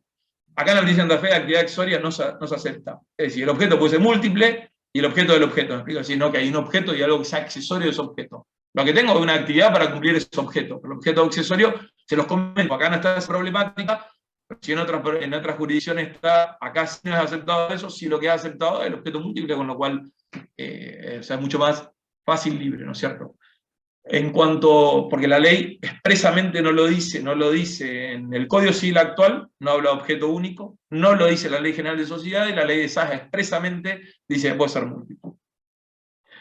Después otro punto que establece el artículo 36 es el plazo que debe ser determinado. Eso es igual como en todas las sociedades. Históricamente todo el mundo pone 99 años, no sé, bueno, se acepta 100 o 101 años, no tengo idea, pero bueno, un poco estaba copiado de que era lo que históricamente se entendía que era el promedio de vida de una el promedio de vida no, pero la vida máxima de una persona antiguamente. Hoy no creo que sea así, ¿no es cierto? Pero bueno, en ningún lado está establecido que tiene 99 años. Lo que sí la idea es que guarda alguna relación con lo que es la vida física de la persona cuando la constituye, nada más. Expresamente no está en ningún lado, tiene que ser determinado, tiene que tener un plazo de duración. En cuanto al capital social, tanto en la SAS como en la anónima y en SRL, bueno, en lo que es sociedades por acciones, el capital social es el que está establecido desde el año 2012, que es un decreto, la ley expresamente en el artículo 100, yo lo tengo anotado, ahora se los digo, artículo 187 creo que es, establece cuánto es el importe del capital social, dice se actualiza por decreto del Poder Ejecutivo. La verdad que como técnica legislativa tiene el problema que el Poder Ejecutivo se tiene que acordar y lo tiene que actualizar, con lo cual desde el 2012 que el capital mínimo para constituir una sociedad por acciones es de 100.000 pesos, lo que es a nivel de la autoridad de control, ese capital alcanza, no tienen que tener relación con el objeto. El registro a veces pide alguna relación en base a una tabla, por ahí que, bueno, no es algo que esté escrito en ningún lado, pero a veces pueden encontrar, y consúltenlo por si acaso, porque a veces dicen, no, de acuerdo a este objeto, si construcción, si inmobiliaria, si esto, si lo otro, el capital tiene que tener una relación establecida en base a un criterio administrativo que no está regulado. Técnicamente, lo que es sociedad por acciones, la ley dice, desde el 2012 por un decreto, que es el 1431, si mal no me acuerdo, que son 100.000 pesos. La autoridad de controlor, con 100.000 pesos de capital social, no lo relacionan en relación al objeto de ninguna manera, alcanza y sobra, ¿no es cierto? Es decir, hay una ley provincial que establece que si es aprobado, que es una ley a gestión del año 2018, que se sacó para evitar esta cuestión justamente del doble control que existe en la provincia de Santa Fe por la dificultad, ¿no es cierto?, que existía, en donde esa ley provincial establece que si la autoridad de control aprueba algo, no debe ser vuelta a revisar por el registro. Se avanzó bastante desde lo que es la ley, obviamente tiene que generarse la costumbre, que los abogados lo exijan, lo planteen, lo pidan, y que además las autoridades y las dependencias administrativas también las tomen y lo hagan, ¿no es cierto? La ley está, la ley es una ley que expresamente dice que si es controlado y revisado no debe ser controlado nuevamente por el registro, salvo lo que son los requisitos propios, que es lo que ellos piden en cuanto a lo que es el informe de procesos concursales, lo que son los aportes y lo que son las cuestiones administrativas, pero que es control propiamente estatutario, no debe ser vuelto a revisar. Técnicamente, tengan presente que eso es un decreto que está del 2012. La ley de SAS expresamente establece un capital que lo fija, en realidad es determinable, con lo cual tiene la ventaja de que se actualiza solo, y desde que empezó hasta ahora en cualquier momento pasa a ser más alto que el objeto, que el capital de la sociedad anónima, en el cual va estableciendo un criterio que es de acuerdo al salario, 2 salarios mínimos vitales y móviles, con lo cual la ventaja que tiene es que eso obviamente se va actualizando y ajustando de acuerdo a cuando aumenta el salario mínimo vital y móvil. Con lo cual la ley de SAS hoy por hoy establece, son 2 salarios mínimos vitales y móviles, ahora le digo bien cómo se va ajustando hasta febrero del año que viene y cuál es el valor que está ahora establecido, con lo cual tenemos 3 regulaciones completamente distintas. La sociedad por acciones establece un capital mínimo de 100.000 pesos, obviamente de ahí para arriba, digamos, ¿cierto? La ley de SAS que establece un capital mínimo de 2 salarios mínimos vital y móvil. La SRL que no lo tiene establecido y que el registro de alguna manera lo pide igual un poco de acuerdo al criterio en relación al objeto que se fija, es una relación entre lo que sería objeto y capital que viene de una vieja discusión de que si el capital no alcanza para desarrollar el objeto y si eso ab initio sería más que una causal de disolución, que es lo que sería la pérdida de capital social a posteriori que establece la ley en el artículo 94 de la Ley General de Actos Sociales y el Código Civil en la parte general. Entonces, si yo tengo una pérdida de capital social al 50%, no lo reintegro, no reduzco, no esto, no lo otro, entraría una causal de disolución. Entonces, alguno entiende que cuando esa capital social no es suficiente, ab initio sería una causal de nulidad y no debería aceptarse la Constitución. La realidad es que la ley no refleja ningún criterio. Sí establece pérdida de capital social en lo que es cuando es por pérdida, como les decía recién, del capital social, a determinado porcentaje, si un 50%, todo eso también estuvo suspendido hasta el año pasado por las leyes de emergencia económica, estuvieron suspendidos sobre todo en determinadas actividades que eran prácticamente deficitaria y más con la pandemia, pero bueno, estuvieron suspendidos aún las causales de disolución por pérdida de capital social, si no se hace el reintegro y todo el procedimiento o la reducción del capital. Propiamente, en lo que es sociedad por acción, el capital legal es 100.000 pesos mínimo. SAS, el capital, son 2 salarios mínimos vitales y móviles, el que esté vigente al momento de la constitución del acto fundacional. SRL, bueno, es un poco también como lo que les decía antes, ¿no es cierto? El criterio que establezca el registro ahora de acuerdo a lo que es esta relación de capital y objeto. Les dije lo que es, en cuanto a la integración del capital social, en lo que es dinero en efectivo, la ley de SAS establece el mismo procedimiento que lo que es para la SA y para la SRL, que se establece que puede ser el capital integrado del 25%, el suscripto tiene que estar totalmente suscripto. Es decir, yo tengo un capital de 100.000 pesos, todos los accionistas lo tienen que suscribir. Es decir, no puede quedar, lo llamaba como era antes, un capital autorizado, ¿no es cierto? Es decir, yo tengo un capital tanto y digo, de lo que tengo autorizado, llego hasta acá y suscribo la mitad. Suscripto tiene que estar por todo. Integrado, que es efectivamente puesto lo que sería la plata, efectivizado el aporte, o con el bien o con lo que fuera, cuando el dinero en efectivo, puedo, si el estatuto lo establece, si no tiene que ser integrado la totalidad al momento del acto constitutivo, que en realidad va a ser cuando llega al registro público, que exige el depósito vía banco hoy municipal. Si lo pacto, puede establecer que sea el 25% al momento de la constitución y el saldo máximo al término de 2 años. La SAS, igual que la SRL y que la sociedad por acciones. Esto también se aplica a lo que es el aumento de capital. La ley claramente no lo dice, pero se aplica el mismo criterio. También, cuando estábamos hablando de aportes dinerarios.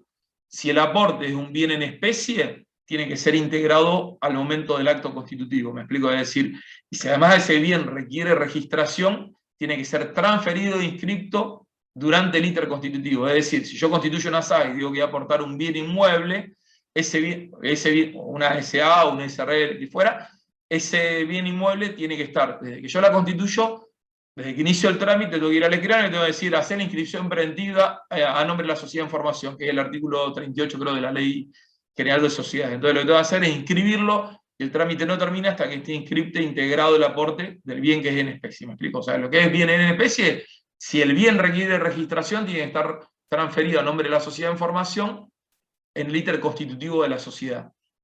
Si el bien no requiere registración, por ejemplo, que sean bienes muebles o lo que fuera, en la SAS particularmente, lo que requiere es que tiene que haber un detalle del inventario de los bienes que se aportan, ahí con firma certificada de los accionistas aportantes, ahí es muy importante que digan qué bienes de titularidad de cada persona, porque tiene que ver, es muy común a veces que digan, bueno, todos estos bienes, a veces pasaba la otra vez una sociedad oftalmológica, donde venían y constituían una sociedad oftalmológica y decían, bueno, vamos a aportar los láser para operar, esto, lo otro, y decían de quién era, o sea, tiene que estar claramente individualizado de quién es el bien. Si los bienes, más que nada, como le digo, no requieren registración, no importa que tengan la factura o no, sino que lo declaren, ¿no es cierto? Decían lo que son los bienes muebles o que no requieren registración, y a su vez que esté hecho el inventario, y en lo que es la SAS, hay un poco lo que Ricardo antes le comentaba, ¿no es cierto? Es decir, no requiere que sea revisado ese aporte por la autoridad de control, basta que los socios expliquen cuáles fueron los antecedentes de cómo evaluaron eso. Es decir, con la explicación solamente de los accionistas no existe control por parte de la autoridad de control del valor de esos bienes, a diferencia de la sociedad anónima, donde sí, obligatoriamente la inspección requiere hacer ese control, y eso de alguna manera también purga lo que antes Ricardo le explicaba, que en el caso de la SAS, si hubiera insolvencia o quiebra de la sociedad, pueden ser revisados esos aportes hasta 5 años. Me explico lo que le digo, ahí pueden responder solidaria y limitadamente por la integración, por la subvaluación, además también por la falta de integración de otro accionista también, que por acá estoy mezclando cosas, pero cuando otro accionista no lo aporte, que es igual que la parte de la SRL. Me explico lo que le digo. O sea, es decir, lo que es sociedad por acciones es controlado. Me explico, decir, con lo cual le pueden decir, no, tráigame una tasación, tráigame esto, un informe de un contador, explícame que este bien que usted está aportando es un bien que tiene un valor de mercado relacionado, ¿me explico? Y la autoridad de control se mete y lo controla, y después también tiene la ventaja que ese bien no es revisable, ¿me explico lo que le digo?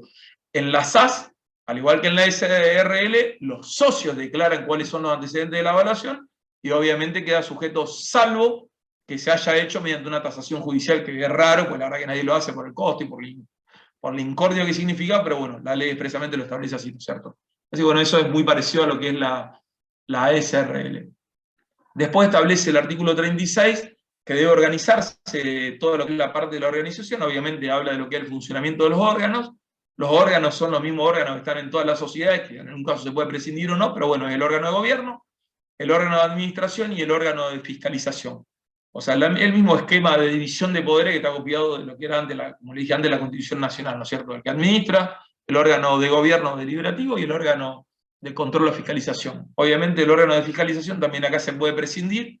El único requisito cuando se prescinde del órgano de fiscalización, igual que en la SA, es que tenga un director, un administrador en este caso, suplente, ¿no es cierto?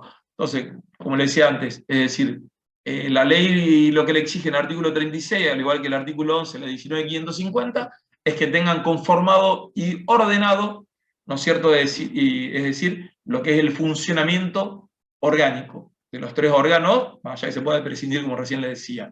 E igual en consonancia también con el 158 del Código Civil en la parte general. Y bueno, eso debe estar establecido expresamente en el estatuto, ¿no es cierto? Si cuando hace el acto constitutivo, después fijarlo y establecer las reglas de funcionamiento propiamente de esos órganos. Como antes le decía Ricardo, acá juega mucho más en lo que es la parte de la SAS, la autonomía de la voluntad.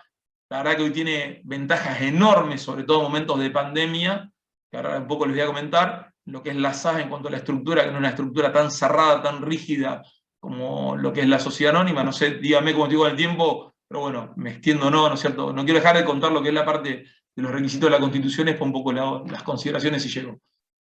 Lo otro que tiene que establecer es las reglas para distribuir las utilidades y soportar las pérdidas. Esto igual que lo que es el artículo 11 de la Ley de Sociedades, ¿no es cierto? Es decir, la fecha de cierre del balance, como toda persona jurídica, en el 320 del Código Civil establece la parte de la contabilidad y establece toda persona jurídica, es obligatorio que tenga que llevar estados contables. Además de también emprendimientos, que no son personas jurídicas, pero tienen una organización que amerita también que lleven contabilidad, ¿no es cierto? Que fue una de las cosas novedosas de la reforma, que obliga a todas las personas jurídicas, que no son solamente las sociedades, pues los consorcios también son personas jurídicas, o sea que los edificios también la tienen que llevar, y por ahí muchas veces los administradores no lo saben, ¿no es cierto? Y hoy son personas jurídicas, con lo cual también un edificio de 3 pisos tendría que tener un balance conforme al Código Civil. La FIP no lo exige todavía, pero bueno, es un requisito. Después establezcan los derechos y obligaciones de los socios respecto de terceros, ¿no es cierto? Es decir, las reglas de funcionamiento, la disolución, la liquidación de la sociedad, todo eso es lo que establece el artículo 36 de la Ley de Capital Emprendedor. Además de esos requisitos, en cuanto a lo que es el trámite administrativo, cuando usted desea una SAS, lo que van a tener que hacer es completar un formulario se encuentra en la página del organismo de control. Ese formulario es la solicitud de una constitución de una SAS, pagar el sellado, deben acompañar obviamente el acto constitutivo con el estatuto. Si alguno lo constituye, si una persona física la constituye con poder, acompañar el poder. Fíjense que ahora el 375 establece cuáles son los requisitos necesarios de los poderes para constituir. Generalmente en la sociedad establece mucho más que sea especial el poder, que no alcanza el poder general, que igual que como era antes el 1881 del Código Civil anterior. El sellado, que tienen que pagar, como le dije antes, en el caso de los bienes que requieren registración, todo lo que es la inscripción preventiva del artículo 38 y el 39, que en el caso de la SAS también tienen que ser bienes susceptibles de ejecución forzada, al igual que en la SA y SRL.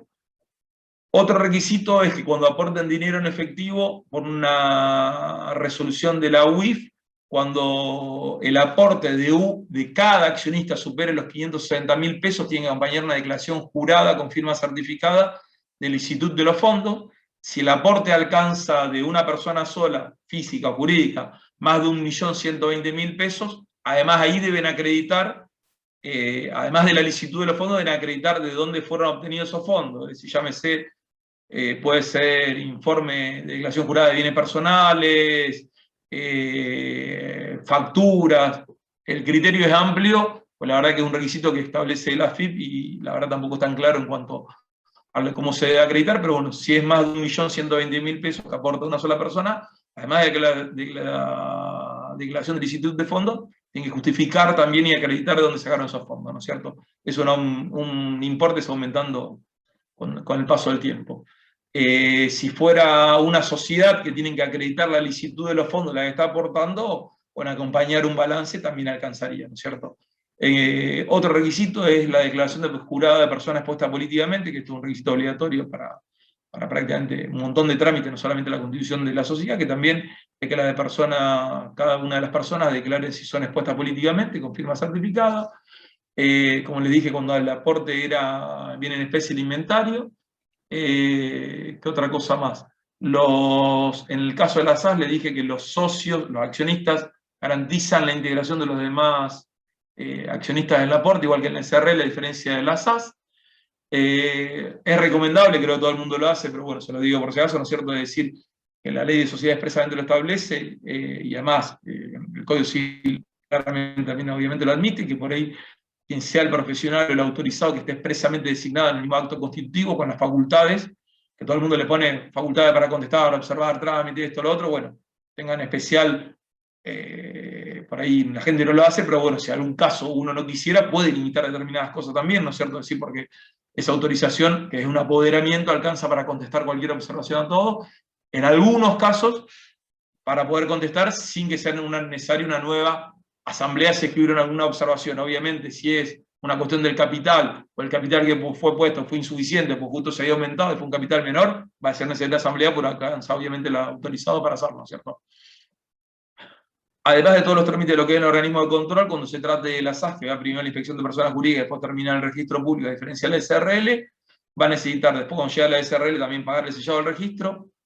El registro le va a exigir una nota de solicitud, ahí le va a pedir que acompañen varios juegos de lo que es del acto constitutivo y el estatuto para que ellos lo registren, y después les tiendan una copia a ustedes con la inscripción del registro. Va a tener que hacer una publicación edictal, con los artículos 1 al 7 y el 11, si no me acuerdo, que establece el artículo 36 de la Ley de Capital Emprendedor. Le van a exigir también un informe de procesos concursales en cuanto a los administradores que no están concursados, ¿no es cierto?, por el 264 de la Ley General de Sociedades. Cuando lo constituye un abogado, a diferencia de los contadores, esto algo no sé por qué la diferencia, pero bueno, siempre fue así, creo que por una cuestión nada más de que no está implementado de otra forma en el registro, cuando lo constituye un abogado le van a pedir además, van a hacer la regulación de honorario y le van a exigir los aportes a las cajas.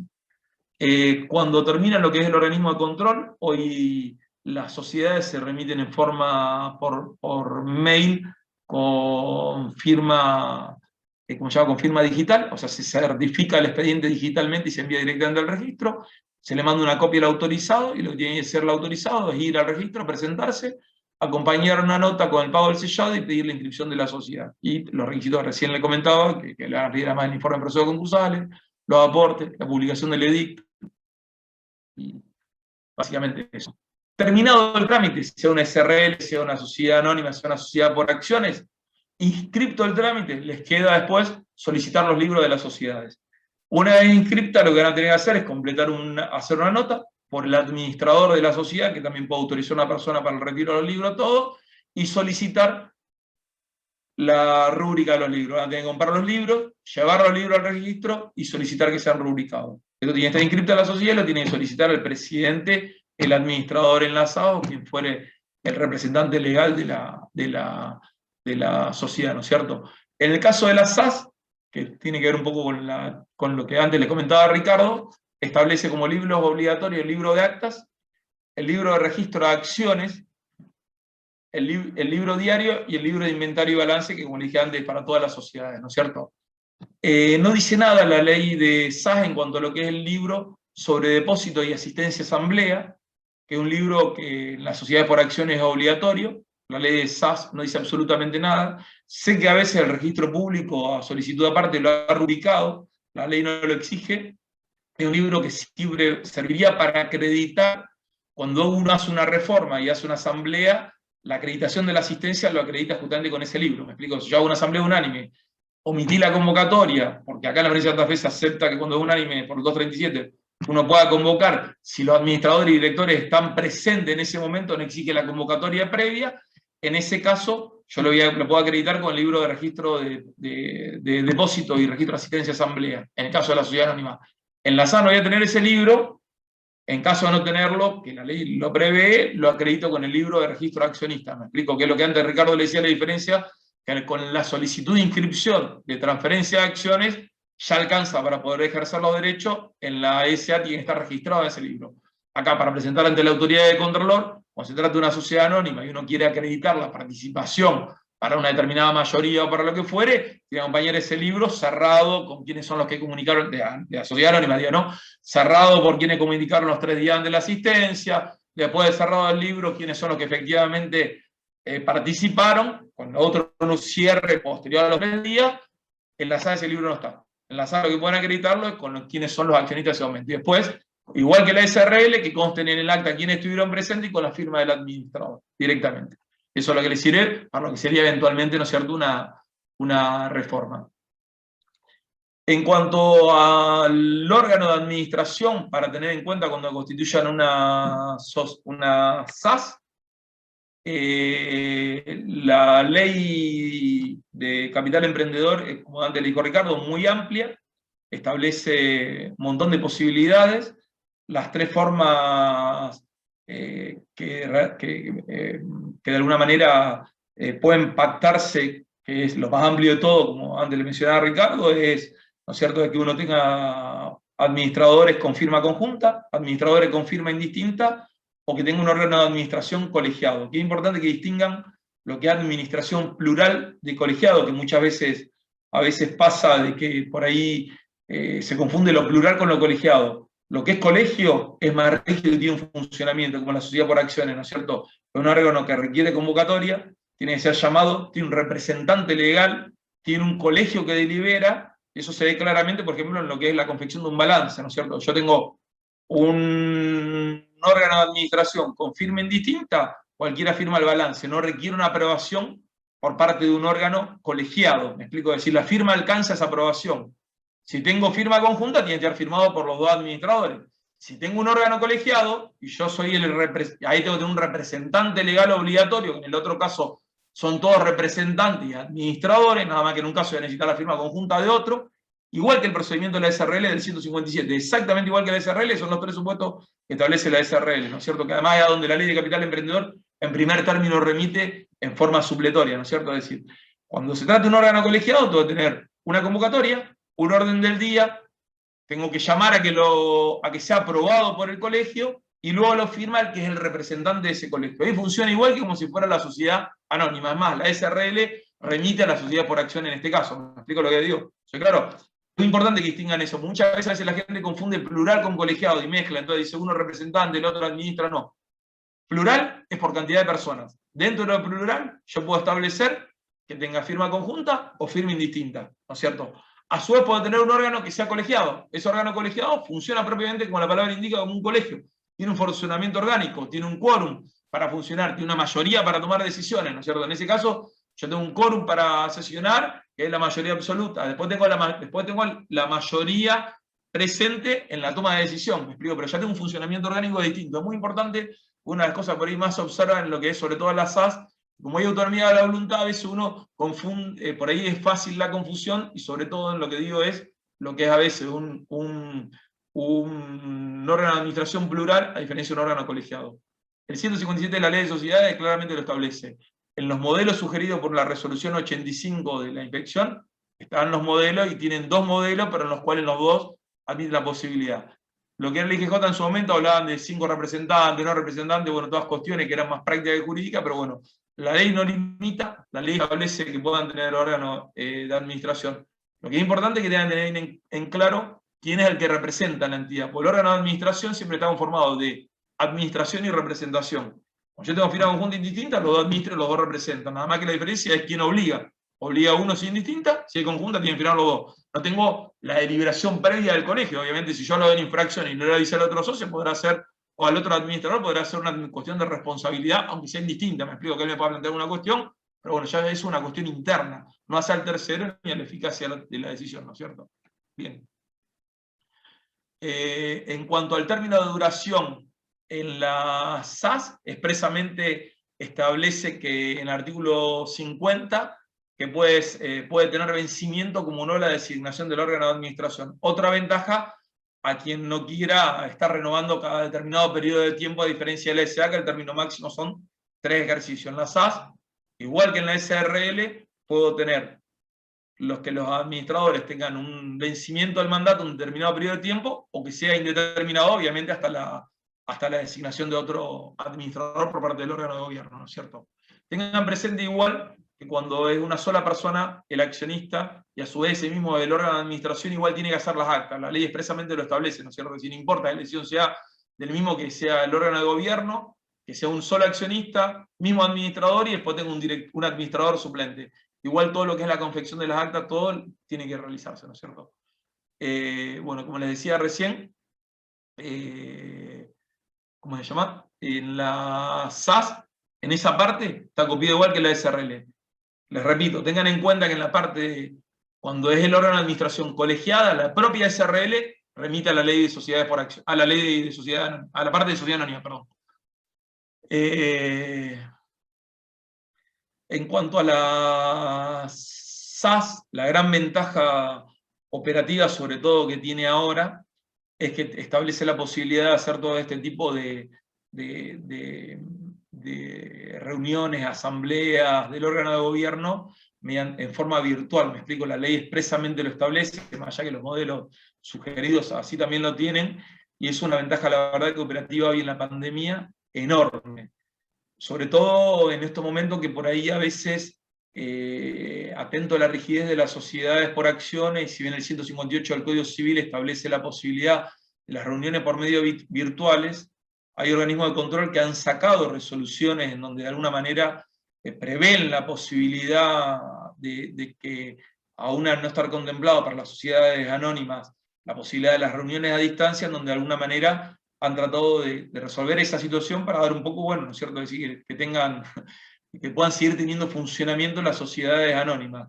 Más allá de la interpretación del 158, si es que requiere la unanimidad, no requiere la unanimidad, si quieren, y si hay tiempo después me meto en ese tema, pero bueno, la idea es, el 158 la verdad que tiene una regulación que sabora poco, muy poco, escasamente regulado. En las sociedades anónimas, hoy por hoy, al no haber regulación, hay distintos criterios. El criterio acá en la provincia de Santa Fe hasta ahora es la unanimidad, es decir, si todos los que pueden participar del acto no prestan conformidad, no se puede realizar dicho acto.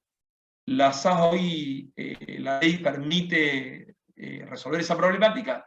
Sí, como le dije antes en otra charla, si constituye uno una sociedad anónima, páctenlo. Es decir, traten de pactar y establecer todo el procedimiento de lo que son las reuniones virtuales, porque bueno, de alguna manera, como antes Ricardo le dijo, justamente los contratos son para cuando hay problemas.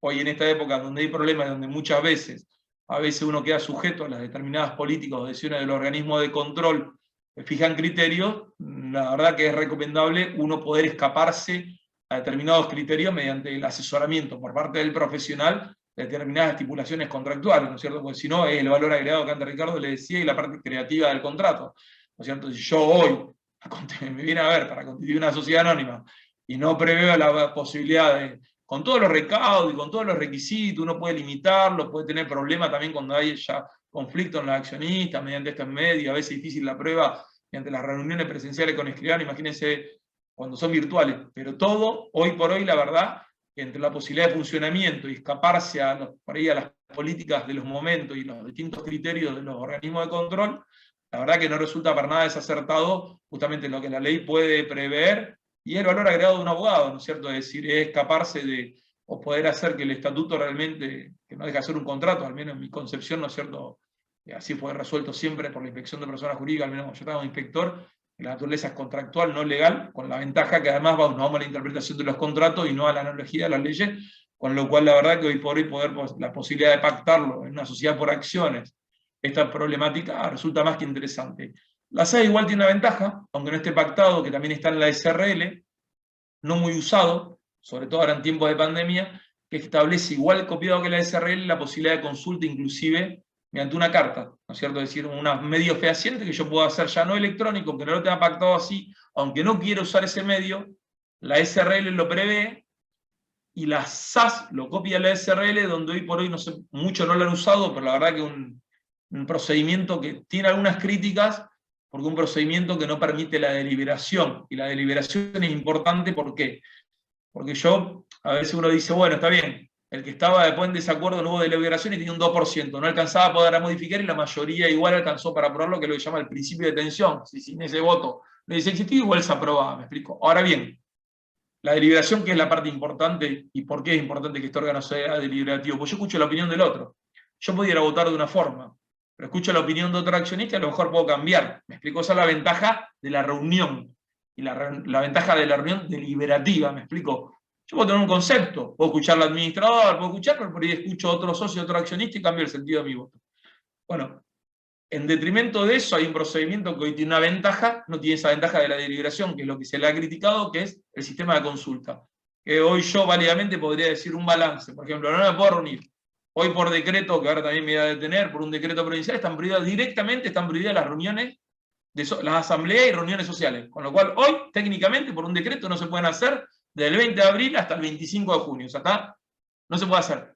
El decreto establece, salvo medios virtuales, pero no está la regulación, ¿me explico? Con lo cual, es decir, la parte que sería lo que no es SAO, lo que es sociedad por acciones o asociaciones civiles, no tengo esa posibilidad porque tampoco tengo una resolución en principio, salvo unanimidad. La unanimidad no siempre es fácil, ¿me explico? Y sobre todo las asociaciones civiles, bueno, tienen el objeto de esto, pero bueno, sociedad por acciones, muchos accionistas, lo mismo. Hoy tengo una ventaja operativa enorme en lo que sería la SAS, que es el sistema. Si yo quisiera para un balance, no me puedo reunir, ¿qué hago? Le digo, señores, el balance contará a disposición por el término de 15 días en la sede social, venga a retirarlo. El accionista viene, retira el balance, si tiene una duda me hace una consulta, quiere pedir por el sistema de contralor del 55 de la ley de sociedades, decir, dame una documental, esto, lo otro, me lo puede pedir, vencido los 15 días, se le consulta si usted aprueba o no los estados contables, la remuneración, la gestión del administrador, esto, lo otro, el gerente aconseja que el destino de los resultados se manda resultado no asignado, que el resultado que se le pague tanto de remuneración al gerente, al administrador, esto, lo otro. Eso hoy lo puedo hacer tranquilamente, por ejemplo, para probar un balance, hablar con los medios virtuales, que la SAS me lo permite, ¿no es cierto? Aún la misma ley. Pero le digo, tengan en cuenta que en la SAS como en la SRL tiene ese procedimiento. Procedimiento discutido, en la SRL habría que ver más que nada si el estatuto está pactado, pero bueno, en los dos casos, a mi modo de ver, y funciona claramente, esté o no esté previsto en el estatuto. ¿Me explico? Tiene las desventajas, como antes le dije, que es la parte no deliberativa. Pero yo tranquilamente hoy, que es un problema, pues yo soy administrador y por un lado digo, a ver, si no apruebo los estados contables, tengo responsabilidad. Yo tengo 4 meses para considerar los estados contables. Pero por otro lado tengo un decreto que me lo impide. Está bien, hay una pauta, una cuestión sanitaria que está por arriba de esto. Me explico, bueno, es un tema que tampoco no es el objeto de esto, pero la verdad que hoy es interesante. Y todo esto, lo que es, como les decía antes, todo lo que es el contrato, que no deja de ser autonomía de la voluntad, y ante lo que está permitido, es la parte que yo creo que es interesante que uno de alguna manera, ahí como abogado, hace sobre todas estas cuestiones, ¿no es cierto? Bueno, volviendo un poco a lo puntual técnico de la ley, lo que es la reunión del órgano. Disculpame que te interrumpa, pero te iba a pedir si podemos ir cerrando, dada la hora, que termines la idea, por supuesto, no era para interrumpirte, solo para avisarte. Bien, le redondeo muy brevemente. Como les dije antes, lo que es, fíjense, la ley establece los procedimientos para el quórum, mayoría absoluta, después mayoría de votos presente, todo eso tiene que estar previsto. El aumento de capital en la SAS se puede aumentar hasta el 50% solamente informándolo al registro público, no necesaria reforma, igual que el 188 en lo que es la ley de sociedad, en lo que es la parte de sociedad anónima. Lo del objeto múltiple, se los dije, siempre fue el criterio del objeto múltiple. El 157 del Código Civil también así lo establece, que no habla de único en ningún caso. El artículo 36, inciso 4, también habla de objeto múltiple. En cuanto a lo de la relación del capital y el objeto, se lo mencioné. Les digo los valores de lo que son los salarios mínimos vital y móvil del 1 de junio en adelante, o sea, el que estaría vigente hoy, 48.816 pesos para la SAS. A partir del 1 de julio, 51.840. A partir del 1 de septiembre, el capital mínimo 54.000 pesos. A partir del 1 de noviembre, 56.160. A partir del 1 de febrero del 2022, 58.320, si no hay ninguna modificación, hasta hoy, así como está escalonado y previsto. ¿Qué otra cosa más? No, creo que más o menos. Bueno, quedaron un montón de cosas, pero... Siempre quedan cosas. Sí, lo de los modelos está en la resolución 85, están establecidos los modelos para el que lo quiera utilizar. Tengan en cuenta, como dato importante de autonomía de voluntad contractual, que la SAS podría pactarse la exclusión de socio, que la anónima discutí, hubo un fallo que se llamaba Microómnibus, Ciudad de Buenos Aires contra Martínez Daniel, en el cual en ese fallo se aceptó la exclusión, aunque expresamente la ley dice que como no venía de la parte de cuando las acciones eran al portador, que ahora no existe más eso, en pos de lo que eran las sociedades cerradas, de familia, esto, lo otro, empezó a haber un criterio que aunque no esté previsto, se podía hacer la exclusión. En la SAS, el criterio acá es que se puede pactar la exclusión de un socio. También se puede pactar la resolución parcial. El 1010 establece los pactos del Código Civil, los pactos de herencia futuro. Y bueno, el criterio en la SAS, como dijo antes Ricardo, es mucho más amplio que en las sociedades por acciones, no tan rígido, no tan limitado, y la ventaja también en cuanto a la posibilidad de lo que es la convocatoria, esto, lo otro. Me queda un montón, pero bueno, hasta acá llegué. No sé si la naturaleza... una sola cosita, perdón. En cuanto a la naturaleza de los aportes, el criterio es que los aportes, si no son en dinero efectivo, en lo que son las sociedades por acciones, en cuanto si fuera aporte irrevocable, no se pueden hacer aportes irrevocables, sino es con bienes, ¿no es cierto? Porque tiene que ser al momento del control. Y bueno, y después, no sé si quieren, le voy a comentar lo de las SAS por medios digitales, tengan en cuenta que hay un proyecto de ley, de nuevo tengo entendido avanzado, para suspender las SAS por 180 días. Aparentemente eso creo que están viendo dictámenes en comisión en el Congreso de la Nación, tengo entendido. La quieren suspender por 180 días, quieren crear un registro de emprendedores, que la verdad es algo único en el mundo y raro. Eso tiene un problema también a nivel federalismo, porque ese registro seguramente va a ser creado en Capital Federal, con requisito allá, vamos a tener que recurrir a abogados de Capital Federal para estar en eso. La verdad que quién es un emprendedor, para mí yo no lo sé, soy sincero, no creo que sea un requisito de la ley expresamente, pero bueno, si sale por reforma de ley, desde ya así va a ser. También es difícil cuando el accionista de una sociedad, no sé si una sociedad puede ser emprendedora, me explico, persona humana, desde ya que sí. Bueno, está dando vuelta un proyecto de suspensión de la SAS por 180 días, lo que es por medios digitales. Y a su vez toda una serie de reglamentación donde la acotaría. Perdón por la extensión. Bueno, Luciano, por un lado, primero agradecerte a vos tu tiempo, tu claridad y las herramientas prácticas que nos ha brindado. Y a los asistentes les recuerdo que pueden hacer las preguntas que quedaron. Hay 3 preguntas, algunas creo que ya las contestaste, a usinalegal@gmail.com para que envíen sus preguntas que no pudimos leer. Y bueno, y a todos, muchas gracias por la atención y los esperamos en nuestra próxima actividad de la usina para poder brindar no solamente herramientas teóricas, sino prácticas para el ejercicio profesional. Así que tengan todos muy buenas noches. Muchas gracias a todos. Gracias por la invitación.